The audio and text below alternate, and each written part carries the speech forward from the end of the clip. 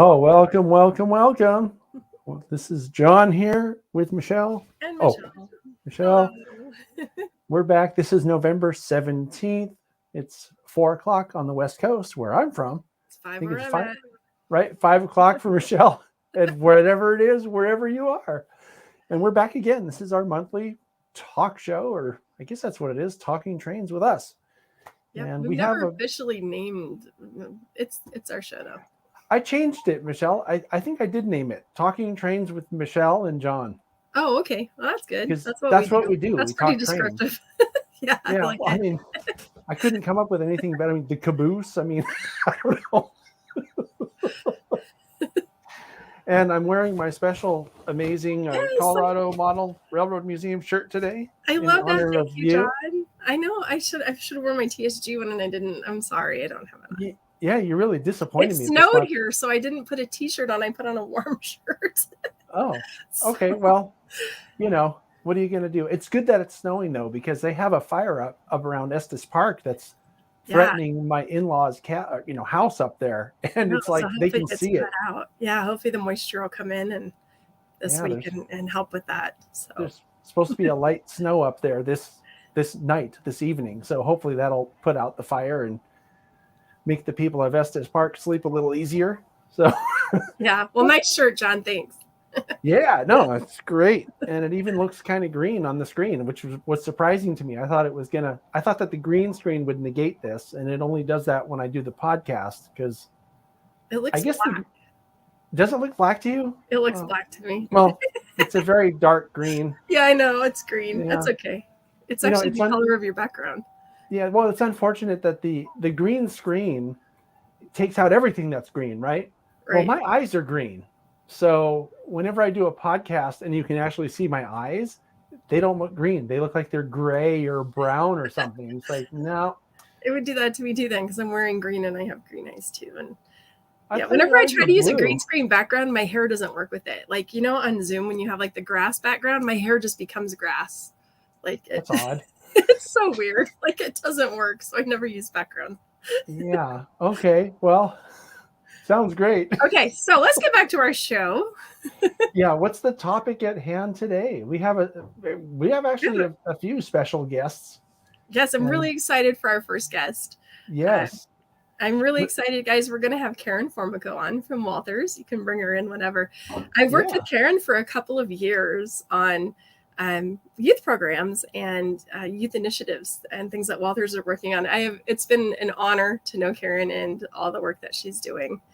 And she was part of an original group that, John, you were a part of in 2018.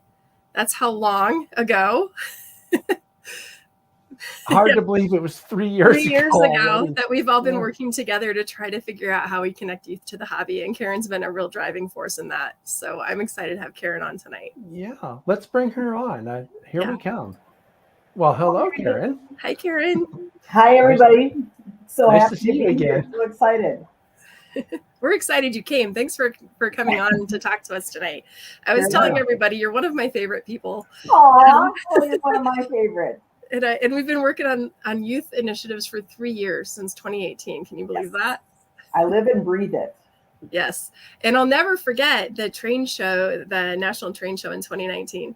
And I walked up to the Walthers booth and, oh my gosh, there's a bedroom with a bed, and how you put a layout under a kid's bed and how you put a layout in a drawer. And I think it was revolutionary, honestly, Karen, in thinking.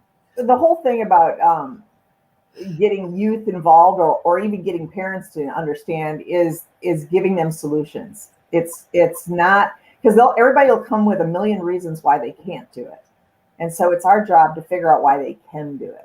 So exactly. And I love that you think that way. You're making change. So you know what? I did my math wrong. It's actually been 2 years, not 3. 2018, 19. No, it was October of 2018. Yeah. I think it wasn't 2019 because 2020 was the big pandemic year. Oh, I don't know. That's math, John. Gosh. Yeah, I think it's late in the day to be doing math. Yeah, I'm not good at math. That's no, John, it was 2018 because I saw her in 2019 at the train show. So it was 2018. Mm-hmm. Okay, if you say so. I don't think so it we was. did the youth summit in Greeley. That's what I'm saying. Yeah. Well, it doesn't really matter. It was at least a couple of years ago. Sorry. Whatever. Yeah. So I did the show about the swinging bridges of Milwaukee last month. And the reason that I was in Milwaukee was to go and meet with Karen and talk about Build a World and learn about what they're doing. And so I asked Karen to come on tonight and talk to us about Build a World, because I think it's fantastic. And I've met some people who don't fully understand it. And so I thought, why not hear it from Karen? Sure. So I'm excited. Thank you for the opportunity, because as I was saying to John before the show started, it's reaching the youth is not about, from Walthers, we make products, we sell products and everything else, but it's really not about the product. It's about the future of the hobby. And if we don't cultivate the future, there isn't going to be a future. So we all have to be good stewards of the hobby if we care about it as much as we all do, to make it happen. So the Build a World has been a culmination of actually what started in Greeley, to be honest with you. It was that getting together with a group of people who had like-minded passion about how we move this forward, and trying to remove some of maybe the sacred cows or the barriers. Remember, we talked about miniature worlds? We did. That was a word we used there, was miniature worlds. Not just, it's not that we're removing model railroading from it, but you have to remember that the youth don't have that same passion for the history of the railroad. And that may come to them as they get into the hobby. They may learn about it, but it's not in them necessarily. It's just not something that they're gravitating to. But the idea of tapping into all the other things that it does for you, all the creative skills and the engineering and everything else that goes with it, is something that they can relate to. So I just have a couple of slides that I thought would help us along the way, because I can show some pictures and things like that. I don't know if, John, you can bring that up, or we can try to make that happen. Yeah, let me see. I'll wave my magic wand and poof. Oh, there it is. So I like to laugh and say that the objective, if I can get this to work here, of course, no, it's not going to work. It worked fine during the... It always works fine during the beginning and then screws up afterwards. Here we go. There. Did that work? Mm-hmm. Yeah, we can see your cursor, but that's fine as long as you have to have your cursor on it. I think I've learned that in the past. When I want to get it started, and then after that, I think that'll work for you. So I like to say the objective was really simple when I came to Walthers, because I've only been there like 3 years, and which was about the time I met up with Michelle, and it was like, well, we need to create a new generation of model railroaders, and I'm like, oh, piece of cake, let's just get right on that one, check, and. But in the process of doing that, I recognized that, this thing didn't want it. There we go. There's really, I call the gap to entry. It's not an insignificant gap. Here's Walthers at one end, yelling as loud as we can, come on into the hobby, look at this layout, isn't this wonderful? You're going to have tons of fun and all this. And non-modelers or idle modelers are going, not so much. I'm over here and I don't know what you're talking about. And I'm like, why not? You could come in. It's a lot of fun. And they're going, because there's a lot of reasons why I don't want to do it. And then those reasons are what came forward as this gap to entry. And they are time, space, cost, and skill.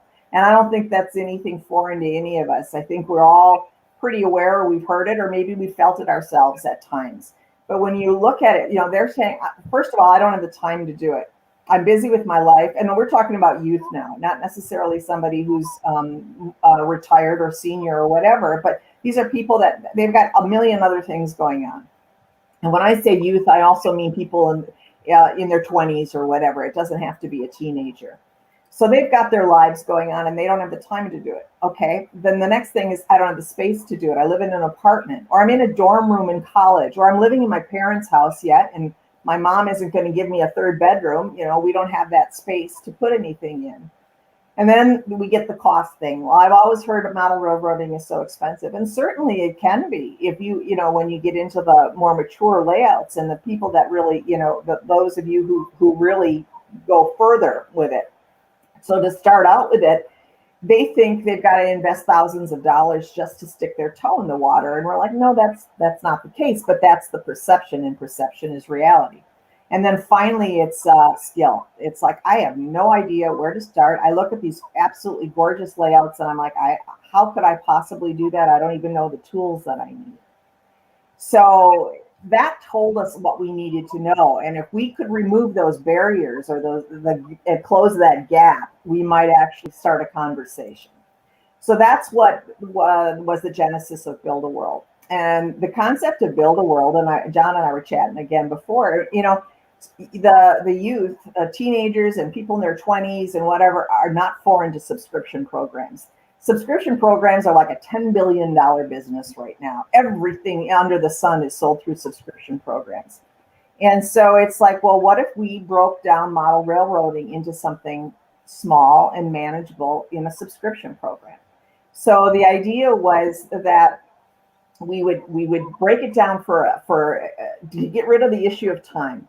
If I send you something over a 6-month period where you're getting a little dose of it once a month, you have enough time. You have 30 days to work on this one project, over this time, and then we'll send you another one. So we kind of erase that objection of time.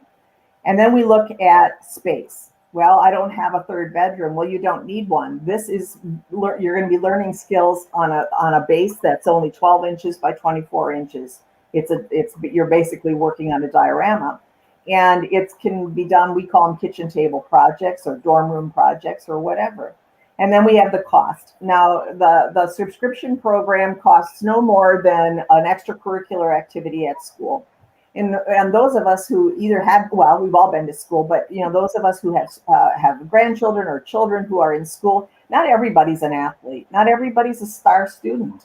And maybe they don't want to be in some of the clubs that are made available to them, because sports is the number one thing you always think of. Or then there's band or things like that. But for those of them who are more inclined in the engineering side or working with their hands or robotics or rocket clubs and things like that, Build a World would cost about the same as that. It costs about $400 for the whole 6-month program. So it's not thousands of dollars. You can get a taste of the whole enchilada, so to speak, for a relatively small amount of money. And then we also offer payment plans. You can pay $65 a month. So, and then the last thing, and probably the most important, is the skill. And each Build a World kit, so it's a 6-month program, and each kit teaches a new skill. So it's like one kit, I'm going to learn how to put a cornerstone structure together, and I'm going to learn, this is done under the guidance of professional modelers. So they're learning the tips and tricks, pro tips. You can do the basics, but we're also going to give you the pro tips.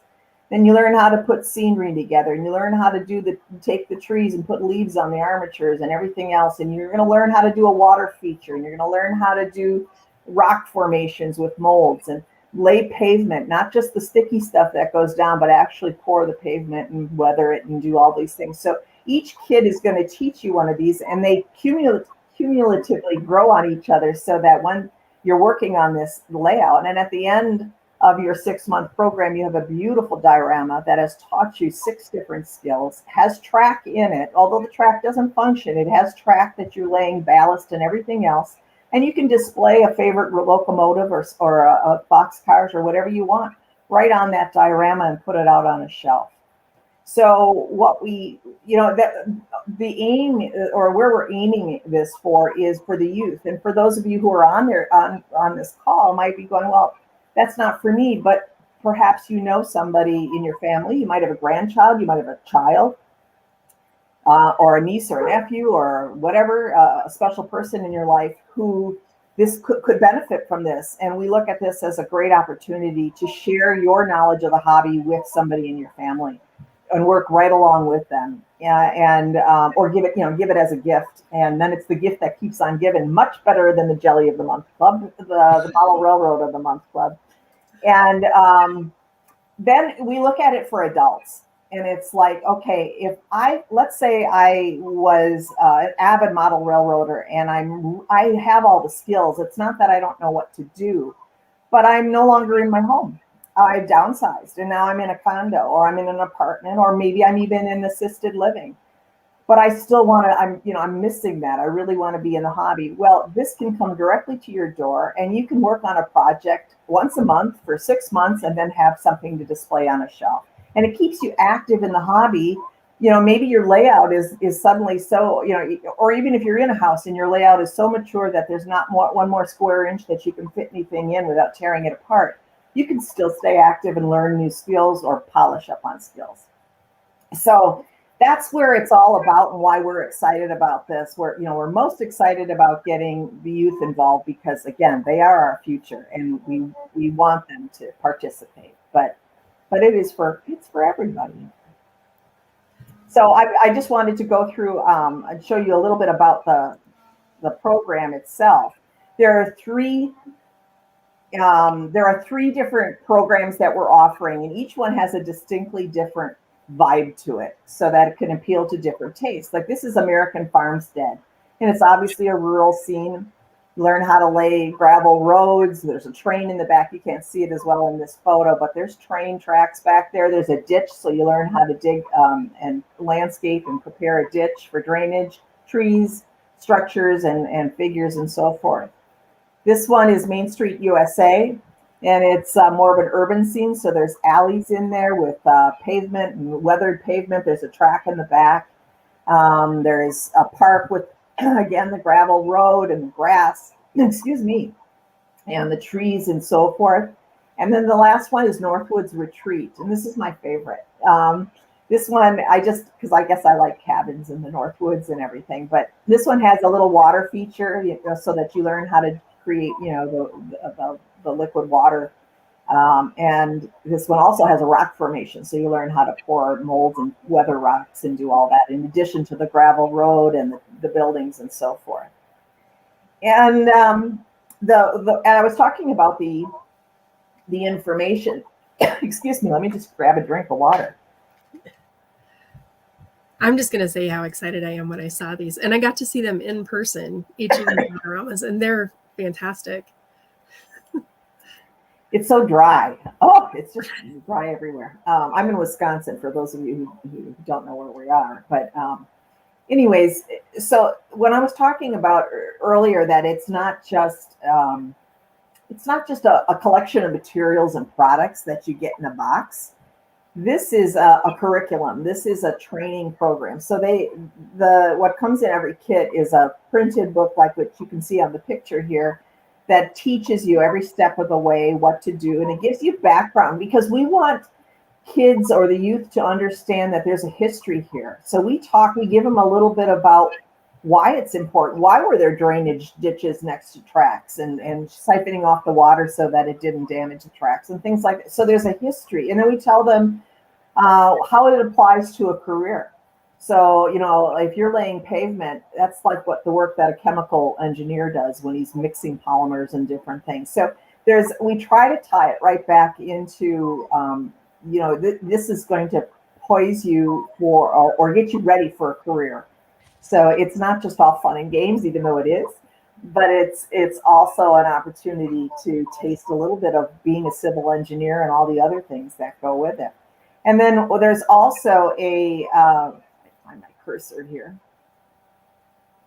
There's a video program that goes with everything. So if you're a person who doesn't like to be online, you can read the printed brochures. But if you're somebody who's comfortable on the internet and looking at, as we are right now, obviously you guys all are comfortable doing it, or you wouldn't be here.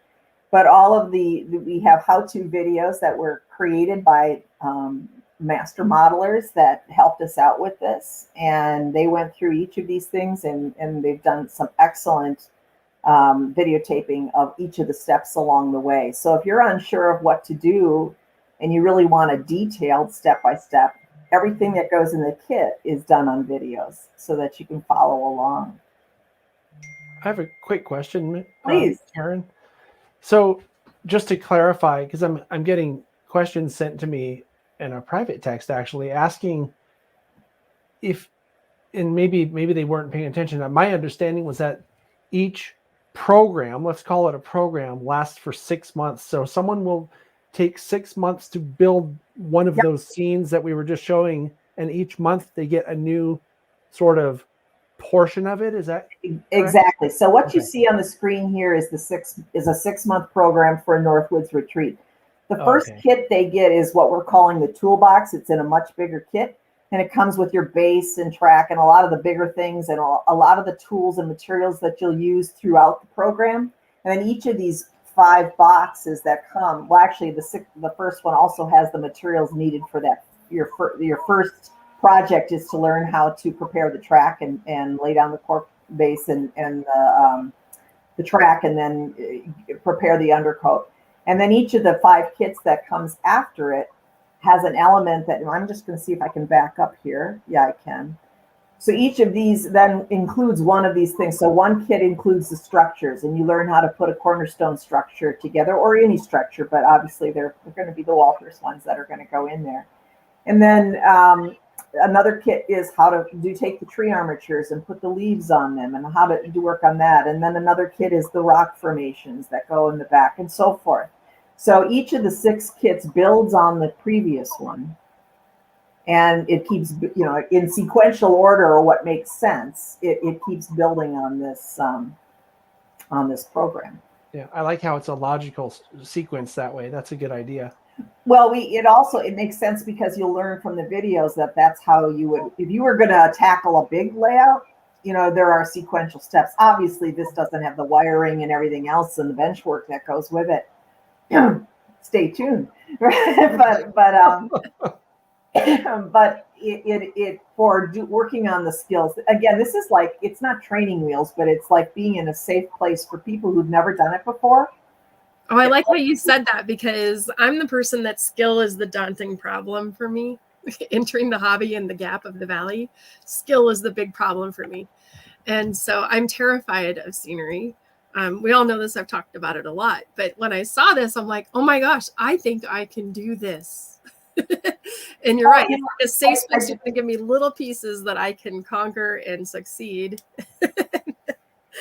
I just noticed Sparky had a comment about clubs, and I'm glad you mentioned that, because that's actually a very good point. And what Michelle and I started brainstorming about, in fact, Michelle, I got to schedule that meeting with you and I and Samantha from Woodland Scenics. We're going to all get together and chat. But one of the things Michelle caught on immediately, that, because people say, well, how does this work in a club scenario? Well, think about it. If you had a club and you wanted to offer a monthly program for either youth or just your club members to, hey, let's just get together and do some basic work on dioramas, or that type of thing.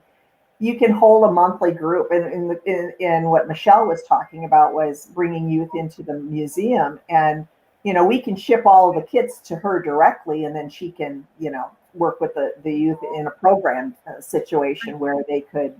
And then we could go at our pace. Yeah, because if she sends all the kits to us, we can go at our pace with a group. And so I intend to use this in the museum with our youth programs. I'm also going to go out and do an after-school program with Boys and Girls Club in the spring and do this with their high school group. So I think it's going to be fun. And yeah, it is perfect because I don't have to go out and figure out what supplies I need.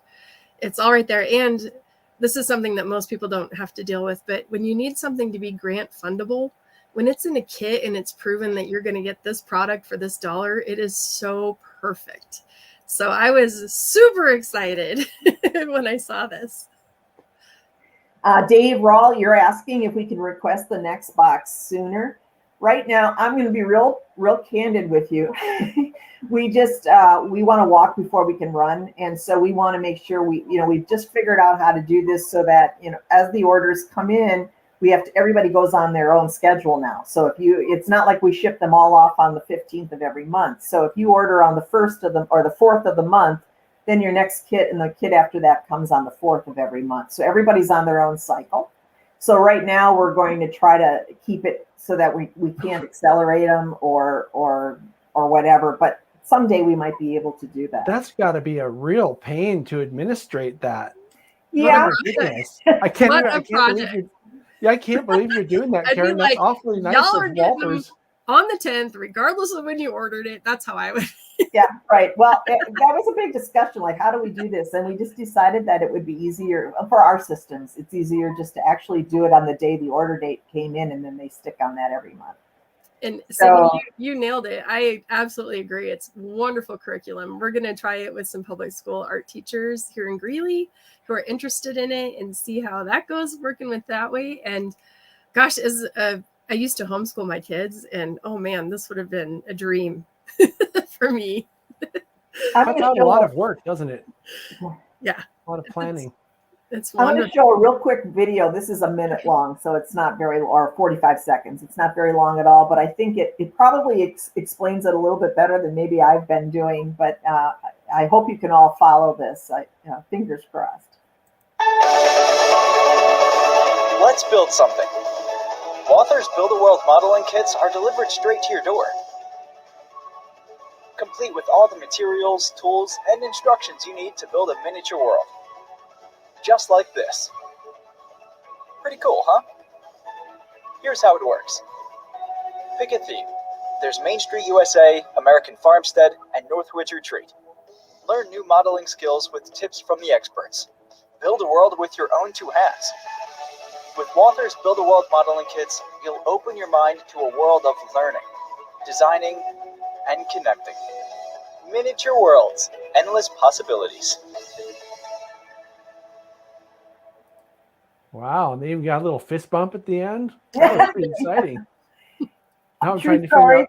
That's my grandson. that was a nice ad because it includes, people of different ages. Also, there was a girl there. That's awesome. Yeah. This is one of the things that I just want to take a second to say this because I'm really passionate about this. We need to include everybody. We have to build the biggest tent possible for this stuff. And this was a great ad. I usually hate ads. Believe me when I say this. I usually hate ads, but this was a good one. It did a great job of showing that it's really for everybody. So good job. Yeah, I love this. I love it. And I know some of the modelers that I've talked to about this, I'm like, imagine that you're sitting there with your grandkid opening this box. How fun is that going to be for you? So it's a great gift idea, for your grandkids or your kid or your neighbor. I even know modelers whose neighbor kids come over and play with their layout. How fun if you had something for them to work on and do this with them. So there's so many ways to use this. That could even be a lead up to it. Say that you're a grandparent and that your grandchild loves to come over and run trains or see the trains running on your layout.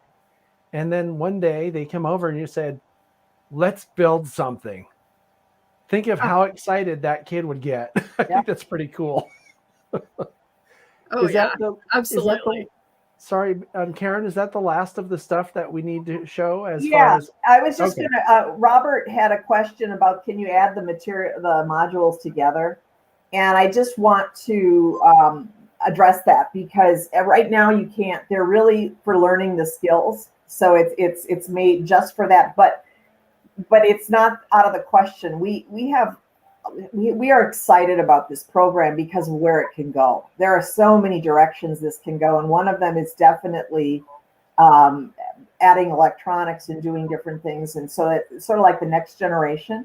And again, we didn't know what kind of reception we were going to get, so we wanted to walk before we could run and start out a little bit small, but on a smaller scale.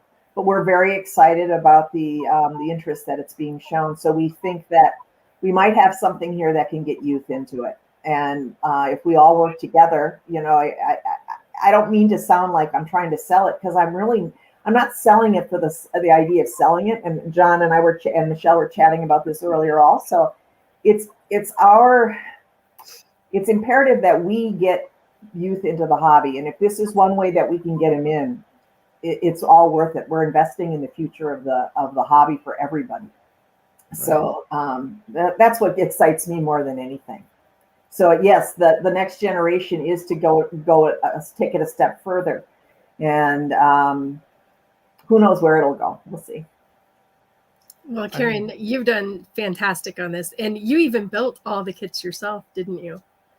Yeah. I remember you saying that, and I'm like, if Karen can do it, I can do this. Yeah, I wrote in true story, and I know we're getting out of time here, but true story. I did all the cornerstone structures, and they're designed. quite frankly, with modelers who know what they're doing in mind. People who open a kit and they go, oh, yeah, I get it. I've put a ton of these together. I know where to glue. I know everything. So I'm reading these instructions to somebody who doesn't do this. And I'm going, oh my God, this isn't going to work. So we rewrote all the instructions from the ground up, thinking in terms of somebody who's never put anything like this together. And so, you know, we hope we've thought of most of the things, but I'm certainly, you know, if anybody gets one or talks to somebody who's gotten one and they have input, please, you can send it directly. It's Karen F at Walthers.com and send me your input or your feedback. And we just want to make it right. So anything that you can help us with would be appreciated. I just think this is fantastic. And I think the more that the modeling community understands what this product is and how awesome it is for new people to the hobby, it's just going to explode like with positivity. I hope so. I hope so. Something I like about it, Karen, is the fact that they're dioramas. So, because, you know, if I got one of these things and it's the first time I've built anything, which it would be, I would not expect it to look like a museum when I was done. So it's the first time I've ever done it.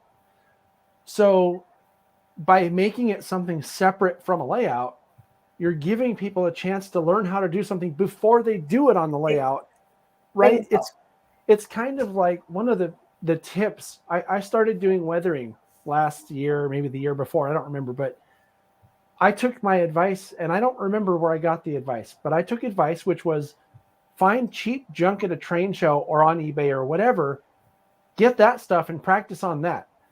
Don't open up your Proto 2000 if I want to use a Walthers product. Don't open up your Proto 2000 locomotive and weather that as your first weathering project.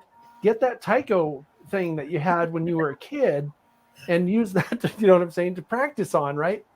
This is like the practice session. It's exactly what it is. It's a training ground. You can make all the mistakes you want in it and then try another one, you know, and maybe you improve on the second time around, and then maybe you're ready to go advance into the, you know, the real world. Let's say, you know, we always talked about, I always thought this was odd because, again, I came in fairly new to the hobby and I'm looking at, well, what's for new people? And they said, well, we have train sets, or there are train sets out there, not necessarily what Walthers offered, but in general, there's train sets. It's like, but that's just a train going in a circle. What about teaching them everything else? And there wasn't. Mm-hmm. So there's videos out there and there's things like that, but not where it really takes you by the hand and lets you practice. I agree. I'm excited about it. I think this is a great way to get people started, and chances are they'll have such a great time building this that it will make them want to have a layout. I like it. Yeah. I love it. Dave wanted to know if we're going to present it at Train Fest. Yeah, we were hoping to do it this year. We were hoping to go to the WGH shows in the spring, and they're not going to happen now. So, yeah.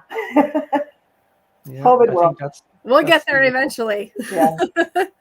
So there's the education opportunities for these kits. I'm just so excited. I hope they just take off in the education world, because I couldn't imagine how classrooms, this wouldn't just be so perfect for a classroom. So I'm really excited. Well, that's what I want to brainstorm with you. You know, you and I got to get together soon, and we'll do that maybe after the holiday, and we'll sounds good. All right. Cool. Well, thanks, Karen, for coming on. Thank you. And thank you, everybody, for your questions. And again, if anybody has anything, it's Karen F as in Frank, at Walthers.com. And I look forward to your feedback.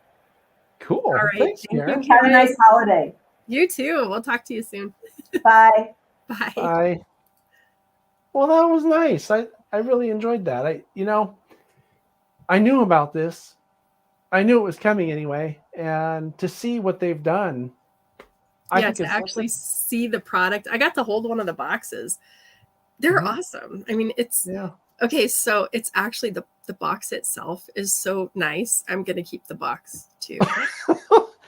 Well, I mean, I guess that's saying something, right? So yeah, I'm super excited. I did, and I'm impressed with Karen coming into the hobby, kind of like me. I came in knowing nothing about actual modeling, you know, and so I'm learning it all too. And for her to just take this project on and build all of those herself and try it out, test the instructions, I was just so impressed with it. So I'm just super excited about this whole project. So thank you all for listening and being interested. And your questions were great. Those are the same questions I asked her. So cool.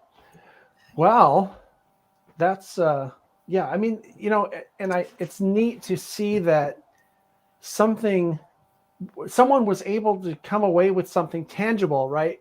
That I think now maybe they would have done it anyway, Michelle, but I think that the meeting that we had in Greeley, whenever that was, that I can't remember, I thought it was 2019 because I thought it was after I met you at the National Train Show in Utah.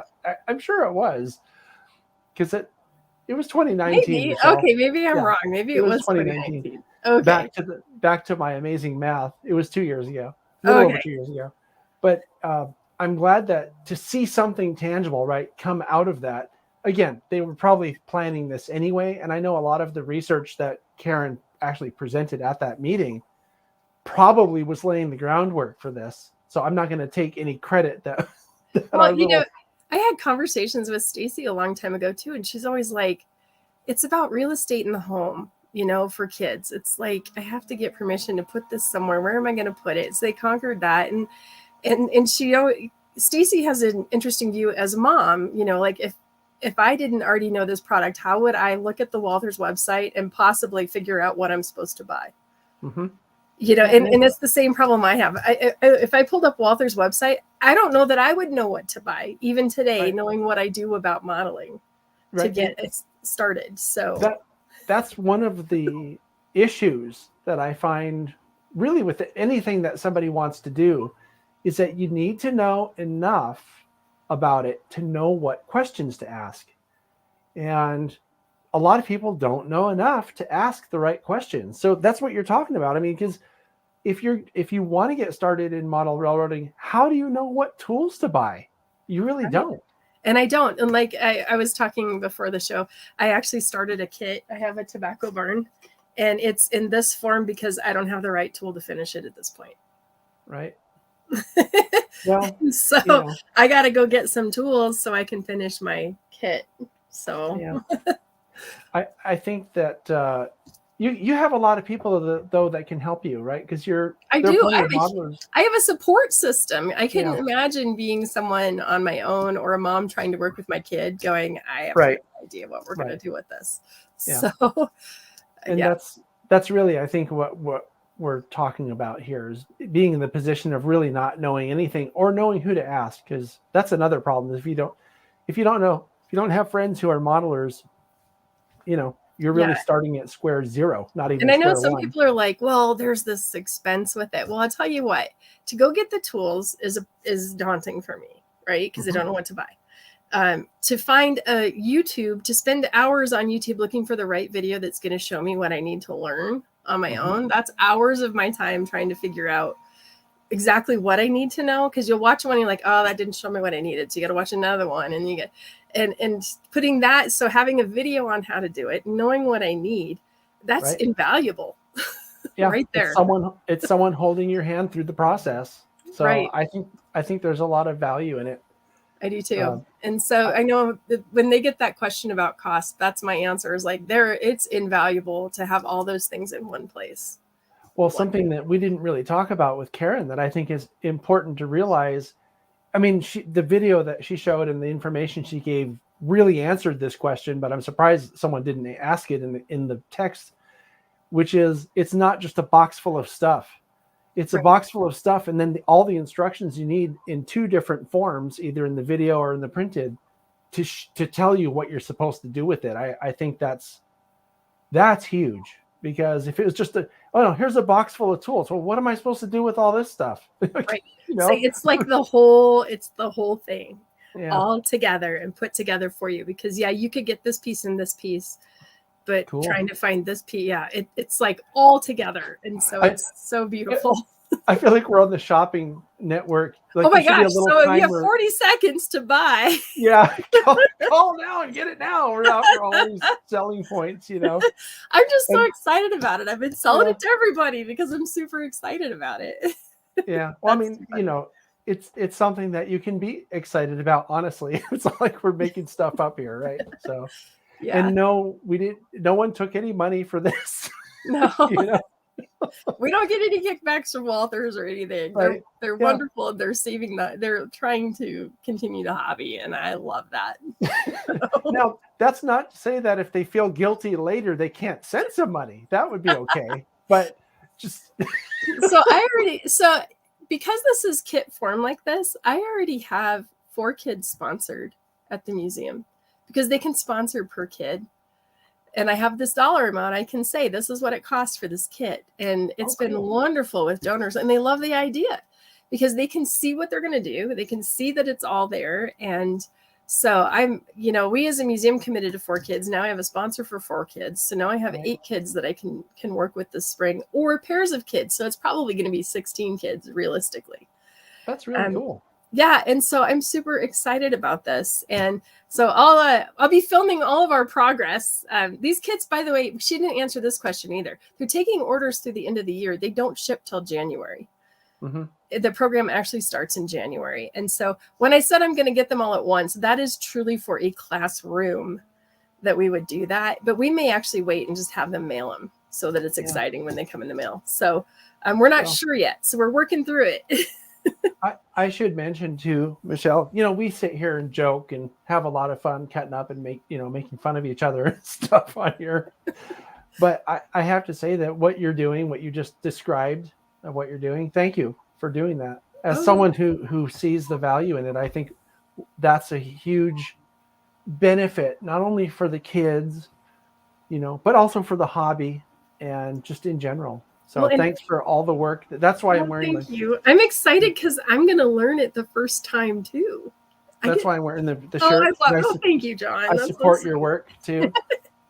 So I'm excited to get going. I'm actually going to be the teacher. We're going to hire a youth director too, but I'm going to be very hands-on involved in this because I'm going to make a kit too at the same time. So well, if you do end up making videos about it, I'll be looking forward to seeing those. I just had a message from our top secret producer who's watching from the inside of the house that we should ask Walthers if they want to send them to us, and I'll have Sydney build them, and we'll make a video out of each one. I'd be all over that. I think that would make it would be really fun.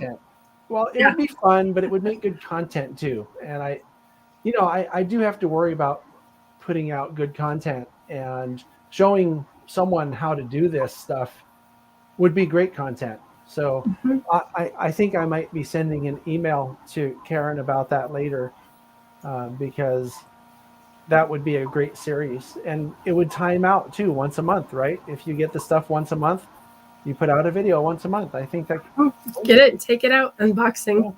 Maybe we could even do it live. Keep the box. And keep the box because the box is cool too. Well, I was thinking I'd keep the box and then I'd wrap it up and I'd send it to you as a present. Just the box. I will. Anybody who wants to mail me their boxes, I will keep the boxes. I love them, and they come in 3 colors. Each one has each of those kits. The boxes are different colors. They're red, blue, and green. Wow, that's right up your alley because I can see those markers over your left shoulder that have. I love color. Colors. Could you imagine all these boxes? Yeah, I'm totally gonna recycle the boxes. You could do the same thing only with boxes in the background. Have different colors. And they look like they're about the right height. This is crazy, but we had this artist do a project in our warehouse where they built a city out of cardboard. And to do that, they bought empanada boxes from a restaurant off of Facebook. Mm-hmm. And those empanada boxes are the perfect height for HO scale model trains. And so you put a little foam in there, and then you can store all your trains, right? And I think these boxes are going to be the same. I think they'll hold trains really well. Oh, that's a good idea for transporting trains to and from a exactly. So not only can you build your diorama, but when your train collection grows, you're going to have these awesome boxes. You got just a little foam in the bottom, and you put your trains in there. So wow, I'm kind of the queen of recycling stuff. You're smarter than I thought, Michelle. Yeah, that's great. Anyway, okay, now we're done with Michelle's tip of the day.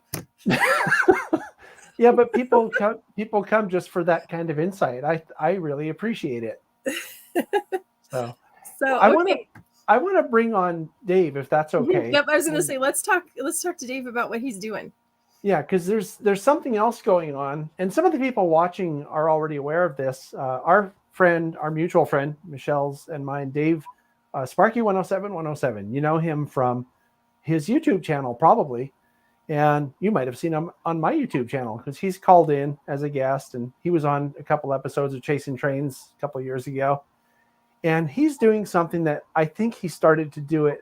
I think it was last year or maybe the year before, that I think has a lot of value. So I'm going to bring him on and we'll just let him explain what it is he's doing and go from there. So welcome, Dave. How are you doing? Hey, I'm doing pretty good, John. How are you? Sorry, I called you Dave. Welcome, Sparky. How are you? Sparky. Oh, just had to add a splash of color to the picture there for a second. Yeah, I forgot the 107s, but people know who you are, right? Oh, people will get it. I think a couple people out there know who I am. So yeah, so it's this hoser from Canada, eh? Yeah, that's it. I just got to say right off the bat that program Karen's going to bring out, I think, is going to be amazing. And once it catches on and gets a little back support, I think, from a lot of people pushing it, like you guys are pretty excited about it too, saying that you want the kits and build it and promote it and everything else. And I kind of feel the same way. Like if we could get the youth off the computer, and I always use Minecraft as an example, they're always building and doing. They want to build in Minecraft. Let's give them the kit to build in real life. So, yeah. Well, I think part of the reason, and I certainly can speak for myself, but I'm going to go out on a limb and say that Michelle shares this because I know how passionate she is about trying to get youth in the hobby. That's why I'm excited about it, because I see the value in the hobby. I mean, it's one of the few hobbies where you can teach something or learn something.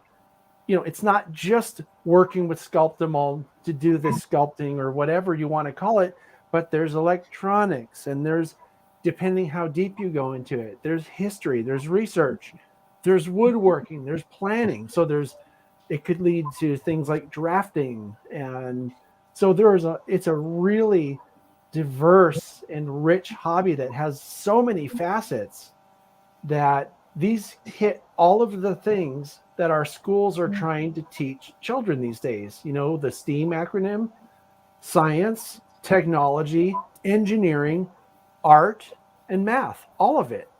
It hits all of those things. And what makes it so impressive to me is that when you engage anybody really in something that they're interested in, they learn without trying because they're actually interested in it. That's what's so, to me, so, I don't know, I was going to say exhilarating, but it's the wrong word. That intriguing, I guess, to me, because these kits make that process really easy. So that's why I'm excited. It's a real reaction. I'm not just saying that, oh, it's not, to be nice to our guest Karen, or, however you want. I'm totally excited because I'm going to learn how to do scenery. And okay, so here's Michelle's confession. I'm ordering the barn one because the city street one is so many building kits. I'm afraid of it. So. I was going to say, Michelle, do the barn one. Do whatever you're comfortable with, but definitely challenge yourself with the street one, because I'll get there. It'll probably be my last one. I'll be like, I can do it. I can do 5 buildings. My guess is that after you've tried a couple of things, you'll be very comfortable. I mean, because I can tell you, having gone through this process with weathering, I didn't try weathering for a really long time because every time I wanted to do it, I was like, I was finding excuses not to do it, basically. And now that I've done it and actually got, pretty decent at it, I think. I mean, I don't think my cars look terrible. I like it. I mean, just recently, I'm going to tell you this week, and then we got to talk to Dave about what he's doing, because I think what he's doing is also cool and important. But just recently, we had the fall open house at the South Bay Historical Railroad Society. I plugged that on our last live show last month. I don't know if you remember, but it was the first weekend in November. Mm-hmm. And I ended up doing a live thing on the channel. If anybody's interested in seeing it, you can go watch that. But that week before, I actually weathered and put weight in and put better trucks and stuff on 5 cars for the N scale layout, because I wanted to bring something to the open house that maybe somebody would get to run and that would look good on the layout. So I did that week before, and I had such a nice time. It was just an afternoon, and I'm like, you know what? I'm not going to edit videos for a change. I'm just going to sit down at my space here and weather these 5 cars and add the appropriate weights to them so that they run properly, and put these, wheel sets on that will work better. And I just took an afternoon to enjoy myself, and I enjoyed it. And it wasn't, I'm going to say 6 months, a year and a half or 2 years ago, I would have been putting that off. But I did it because I enjoyed it, because I actually, took the dive, however you want to put it. And now I find it actually very enjoyable to just sit and weather a car. Yeah, and that's something else I'd like to add too, John, is like I weathered a car. One of my very first weathering projects was one of the snow plows. And I looked at that and I showed it on one of my live streams, and I'm telling you, it was the best weather job you've ever seen. I could have sold it for $1 million. It was great. And then I took a flat car and a bulkhead flat car, and I tried to weather that afterwards. And I don't know what I did wrong, but I wanted to throw them out. So all I can really say to everybody in the chat is, if first you succeed and the second time you don't, just keep trying, and things eventually get better and stuff like that. Just don't get discouraged when things don't work out right. Like it's the same with making trees or buildings, Michelle, or anything. First time it doesn't work out. Second time it doesn't work out. Just keep working at it or something, and you'll find things just start clicking together. So, well, I mean, there's also another thing to think about is have realistic expectations.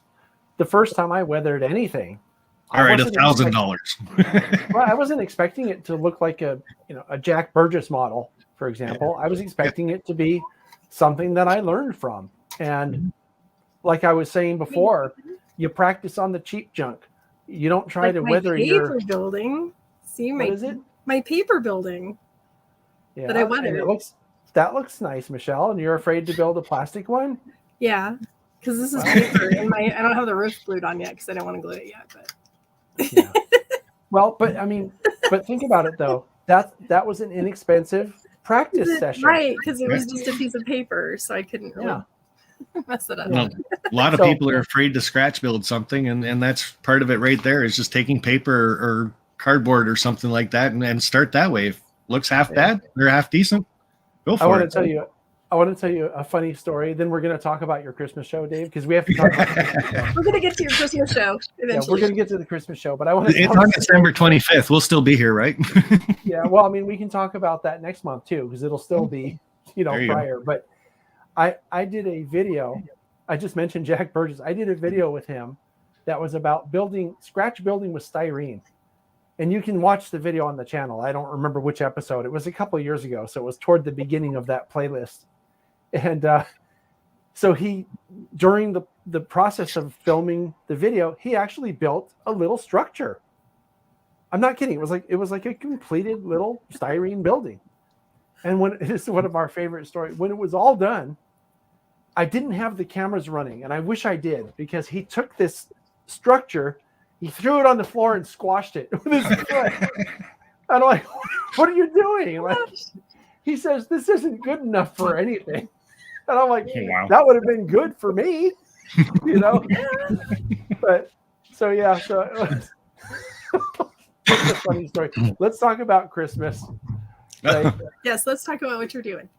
Yeah. Okay, well, Christmas, as we all know, December 25th. And for the last 2 years now, I have done a live stream on Christmas Day. Everybody in the morning or whatever, you get your family together or whatever. But some people don't have the opportunity, and especially because of the showstopper the last couple of years, a lot of people are alone, right? Hold on a second. Dave's referring to coronavirus as the showstopper. Go ahead, sir. Everybody knows that. Yeah. Okay. So coronavirus showstopper. So I like to hold the live stream. It goes on for 3, 4, or 5 hours. I give away gifts and stuff like that. It's just something I enjoy doing for the simple fact that I do know there's people out there that are alone and they don't have the family, or they're widowed or widowers or whatever you want to call it. or their family's too far, right? Bad weather, whatever, but they're sitting at home doing nothing, and it gives them an opportunity, just like this live stream where you got 62 people watching. My live streams on Christmas are usually pretty close to that, if not a little bit more. But it's like I said, it's just a place for people to get together, talk in the chat, have a good time.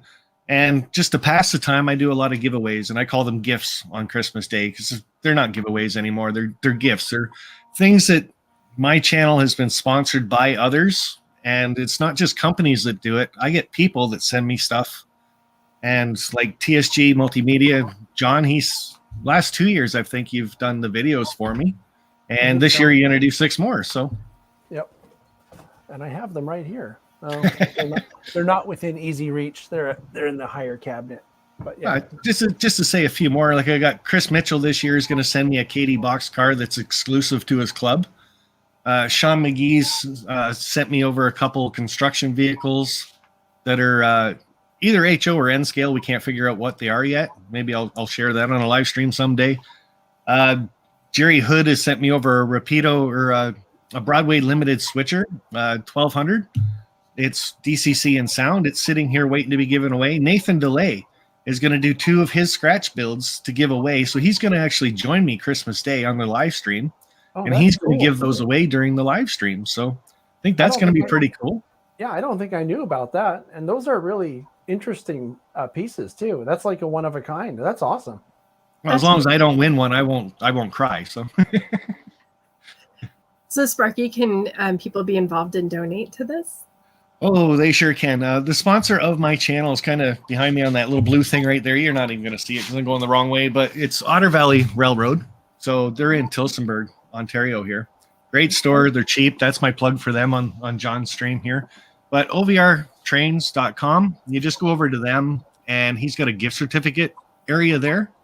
So you go up to the gift certificate, click on that, and you have to know my email address. So if you go on my last video that I just posted, it says my email address a couple times in it. You'll have to go there to get it, though, because I'm not going to say it here. That's all basically you have to do. It's in denominations of $10. It is Canadian, so that's like $7 American to you guys. So I'm really hoping everybody does like a $20 donation. And the good thing about that, or the amazing thing, or the awesome thing I want to say, because I think this is fabulous. OVR Trains, is the owner of it is Lauren. And say John goes to this website, he gets me a gift certificate. And he says in the chat, it's for Sparky's Christmas live stream. You got to make sure you put that in the notes. And it's for $20. And Lauren's going to get that. Lauren's going to top it off with another $20. So by John giving $20 to my live stream for Christmas Day, it's now turned into $40. And it's just going to be giveaway after giveaway after giveaway if everybody just does this and helps us out. None of this stuff stays here with me. I just mail it out. So it costs me a bit of money. I don't care. It's Christmas. And like I said, it's just, to me, it's a whole lot of fun. It's a great place to hang out. I get so excited talking about it. My tongue wants to go in circles. Like, I think it's wonderful because, Christmas holidays are a time when if you don't have family, it's very, very lonely. Mm-hmm. I'm glad you do that.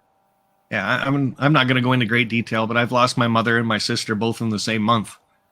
And that's almost enough for me to say, but yeah, it hurts. And to be alone, This is it. This is what I want to do. So I think it's wonderful. I would invite everybody to my house for dinner, but I can't. So you're solving this problem. I do. I invite everybody that I know over for the holidays. If you're local, call me. Let me know if you need somewhere to be because you can come to my house. But I love that you're doing this. I really do. Like I said, I want a place for everybody to hang out, be together, good time, talk, chat. It doesn't even have to talk about trains and stuff like that. A lot of times, just like this, I'll put the link up. People can come up and talk if they want and say whatever they need to say. Like I've done it, like I said, for 2 years in a row. This is my third, and each year I get more and more excited about it. So what time is it going to be? I am going to try to shoot for 4 p.m. Eastern on Christmas Day. Okay. So 2:00 for me. That's one for me. We'll get it right. I know that. No idea about you Australians. You'll have to figure that out on your own. Yeah, on my channel, I'm pretty sure that I'll probably do 3 or 4 like promo videos for it too, to make sure everybody knows and hears about it. And that's another thing too. Like if people can't help me by getting the gift certificate, like I said, you can ask for my address and send me something. If you got an extra boxcar sitting around, or in John's case, 6 videos that he's going to give away, and I'm not going to get the videos. We're just going to give them away. He'll mail them out to American people or whatever. So, and Canadian ones, I'll send them out. I could donate some things, but it's probably better if I keep it and mail it, so you don't have. Yeah, and that's the thing. I just got to know what it is with pictures or something. So, or on December 25th, you can come up on the live stream and show it off, and you can give it away, type thing. So, that's another way to do it, right? It doesn't have to come to me to do it. If you got something you want to give away, feel free to ask to come on the live stream and hold it up and say, let's have this, let's guess a number or something. And you can do that. So I think that's wonderful. So you're going to do Thanksgiving again? Do that one? Oh, that's not a Canadian holiday. No. Well, it is. We're just a month before you guys. So yeah, they have a Thanksgiving. I wanted to mention this, Dave, and you're invited to call back again next month. We're going to have our, I don't have the thing in front of me, the schedule, but we're going to do this again on the 3rd Wednesday next month, which will be before Christmas. And we want to make sure as many people as possible know about it. And I just want to say something just quickly.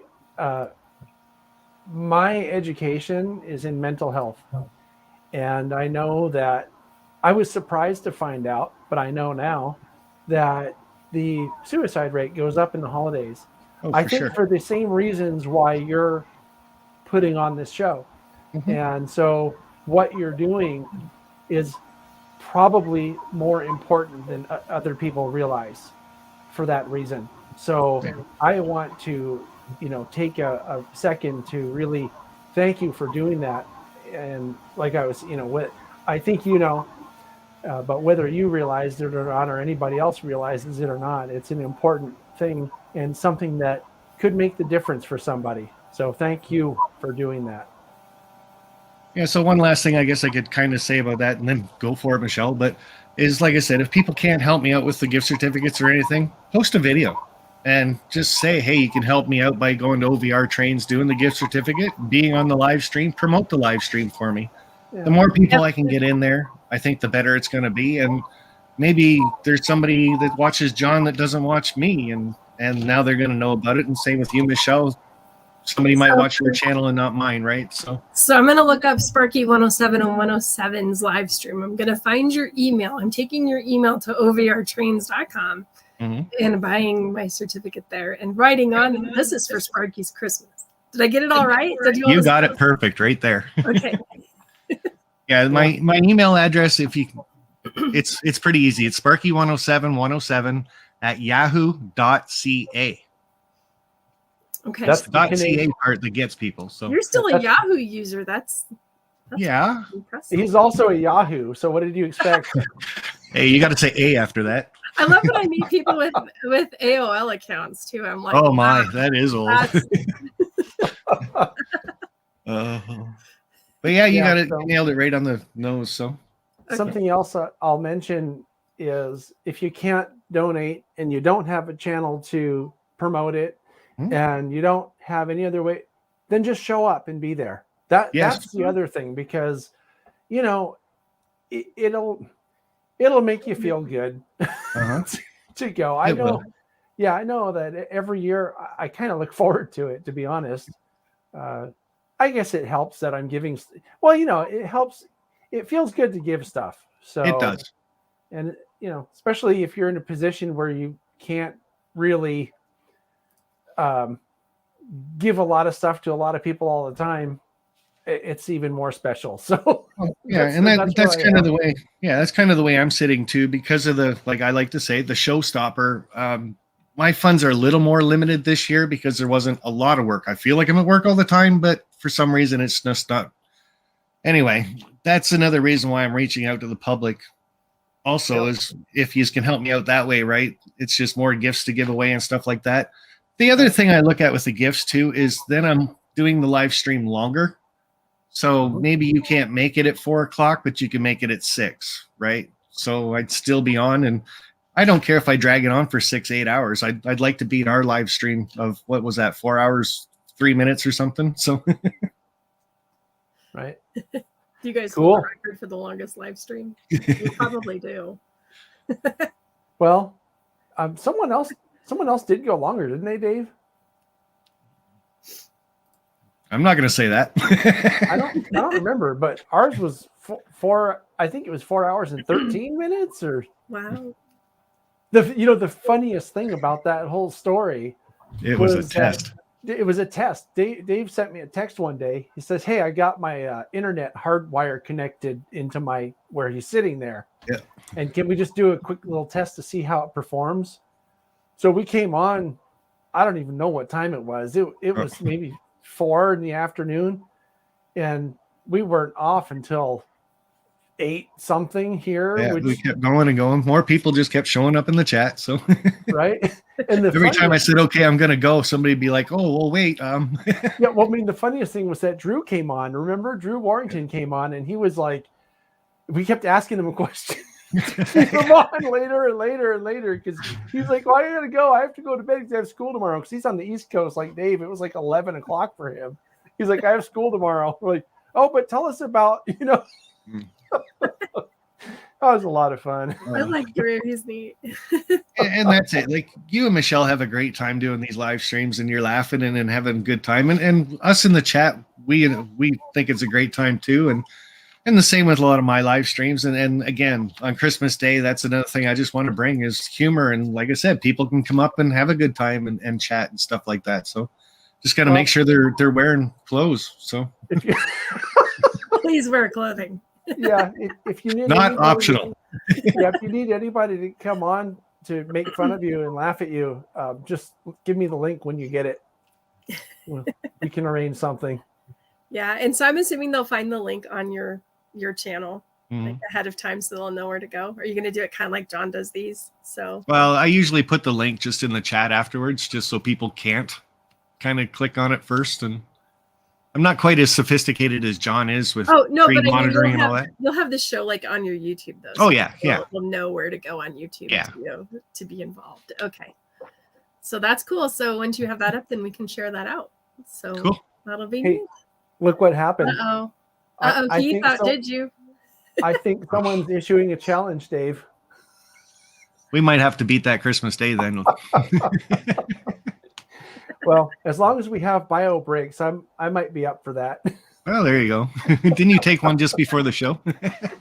I always take one right before the show, but that doesn't mean it lasts through, 4.5 hours. Come on now. Oh, true. Yeah. Here, someone write this down. 4:26:51. We'll have to now it's a challenge, huh? Yeah, we'll have to see what we can do. It won't be on this stream, that's for sure. But we'll have to double check that too and make sure his live stream actually did go that long. Yeah, well, I don't know. That's pretty specific. 4:26 and 51 seconds. I'm guessing he probably took that straight off of the video on the replay. So, but Heath cheats though, because he plays like 10 minutes of music and stuff beforehand. So that doesn't count. No, that doesn't count. Plus, he says, "Oh, I'm going to do an unboxing video," but it takes him 2 hours to open the box, and then he talks, and then he opens the lid, and then he talks some more, and I got a train back here. And then we should look at this train over here too, and then there's peanuts in this box. I should take those out, and what happened last night during dinner was. Yeah, that doesn't count. That's a bunch of BS. No, we can shorten that. So. Yeah, that doesn't count. That's cheating. Anyway. Need some editing. Yeah. Is there anything else that you wanted to mention about that? Or, we can cover more. I guess the biggest thing I can really say about that without getting all tongue-tied, like I said, I get so excited about my Christmas live stream, I tend to forget almost everything about it. But if you go back to my video that I posted, I think yesterday or 2 days ago, I'm wearing the same shirt, by the way, so you'll know it. But it basically says everything right there. So cool. Okay, and your channel, Sparky107107. Right on. Yeah, last time I checked. Yeah, I don't have a link for it straight off the top of my. I didn't know I was going to need a link for it. But I think Sid actually put it up there at one point. So. Oh, did she? Okay, cool. Okay, and we can get it next month too, because that'll be like the week before. Yeah, I'm pretty sure I'll be on here next month too. So. Yeah, cool. So that'll be good. Come back and we'll revisit and talk about how to get on it. So nothing but a tie and a Santa hat. There's the link. Yeah, I'm not even going to go there. Yeah, let's take Dave off the air before. No. Yeah, before it Bye, gets. Dave. Yeah. See ya. See you. Thanks, Dave. John. Thanks, Michelle. You're welcome. Oh man, this guy. Yeah. Something else. And now I think the gauntlet's been thrown down between him and Heath. You guys are going to have like a serious showdown of long live streams. And yeah, good luck with that. Oh, look at him. He's got his. Oh, he put up. That's your competition supporting. You guys are you're so. Yeah. Now, I want to bring Ken on, but I want to bring on a special guest real quick before we bring Ken on. Ken has something that's going to take a little bit longer. Let me bring on our other special guest real quickly here. Okay. Just to see what's on his mind. Well, hello, Goofy Gary. Oh, it's Gary. Hi, Gary. How you doing? Hi, Michelle. Hi, John. You okay? Did you fall out of your bed? I'm having a problem. I'm hearing audio repeating. Oh, you have your YouTube window open. You need to close your YouTube window. My YouTube window. Close the tab that YouTube's Yeah, close the tab that you're watching you with on YouTube, and it'll go away. Did that do it? Yeah, that did it. Yeah. There you go. So what's on your mind? You usually don't call in, so I thought this might be important. Well, it is important. It's important for Michelle. Oh, okay. I just got a new slide scanner a week ago, and I started scanning. And the first slides I scanned were the slides that I promised I would send Michelle. So there's a lot of them, but when push comes to shove, there's probably only about a dozen good ones. Most of the time when I was up in the Klamath Falls area, the weather was so crappy. And I shoot Kodachrome 25 back in those days, and which doesn't do very good in low light situations. So a lot of the photographs really aren't worth the light of day, so to speak. But my question is, they're fairly large files for photos. I want to send you good high resolution files. What would be the best way to send them to you? Do you have like Google Docs or Dropbox or any? I have Dropbox. I think I have the free version. I don't know if I can send them through that, but I can try. Is that the best way? That works. I have all of those. So however you want to do it. Okay. I'll try that because they're too big for email. And for those that are wondering, he took pictures of the original Oregon, California, and Eastern Railroad, which is what's depicted in the layout at the museum where I work. So I'm excited to see these pictures. And yeah, because there's not many people actually rail fanned it back in the 70s in its heyday. Yeah. I have pictures of the actual operation. I also have some pictures at Lakeview with the Lakeview local switching and the depot. And some shots from the caboose as we're leaving town, heading back to Alturas. So it's kind of interesting. That's awesome. Maybe we'll have to do a show and have you show them too. And I have funny only stories. About a dozen. Okay. So the man who built our museum, Dave Trussell, he bought the Lakeview Depot for $1 on a technicality because the railroad had to sell it because it had been abandoned for a certain amount of time. And did he own it? Did he own it back then? He put the $1 in, and he bought the depot for $1, and he owned it for a long time. About when was that? I don't actually know what year, but then he let people, he like leased it out, and that's when it had a pizza store in it, a pizza shop and stuff like that. Yeah, because when we went by, there was like a lot of stuff stored there, and it's been sold since a couple times. Yeah, so I don't know if that was when he owned it or not. So, okay, so there, we have a funny story about Dave bought a depot for $1. It's a nice depot too. It's brick. Yeah, it's beautiful. Okay, well that's all I have. So I'll let you get back to your. Thanks, Gary. I'll look forward to the pictures. Okay, very good. Thanks, Gary. Bye. Talk to you soon. Bye. Bye. Okay, I had no idea. He usually doesn't call in though, so that's okay. Yeah. I'd like to bring in our next guest, if that's okay with you, Michelle. He's been waiting for a while, and here we go. Yep. Hi, Ken. Sorry for the wait. That's okay. I've been enjoying the show. Hi, John. Hi, Michelle. Hi. Cool. Thanks for watching, and thanks for joining us. No problem. Thanks for having me on. You're very welcome. Now you have something to talk about that's not as happy as everything else we've been talking about. And so maybe we should get to that story. And so tell us the story of your Mama Railroad Club. You want me to start with a little background on the club first? Yeah, I think so, because a lot of people probably don't know your club. I know your club because I've known you for a while. Right. But yeah. So. Our club is actually started in 1956.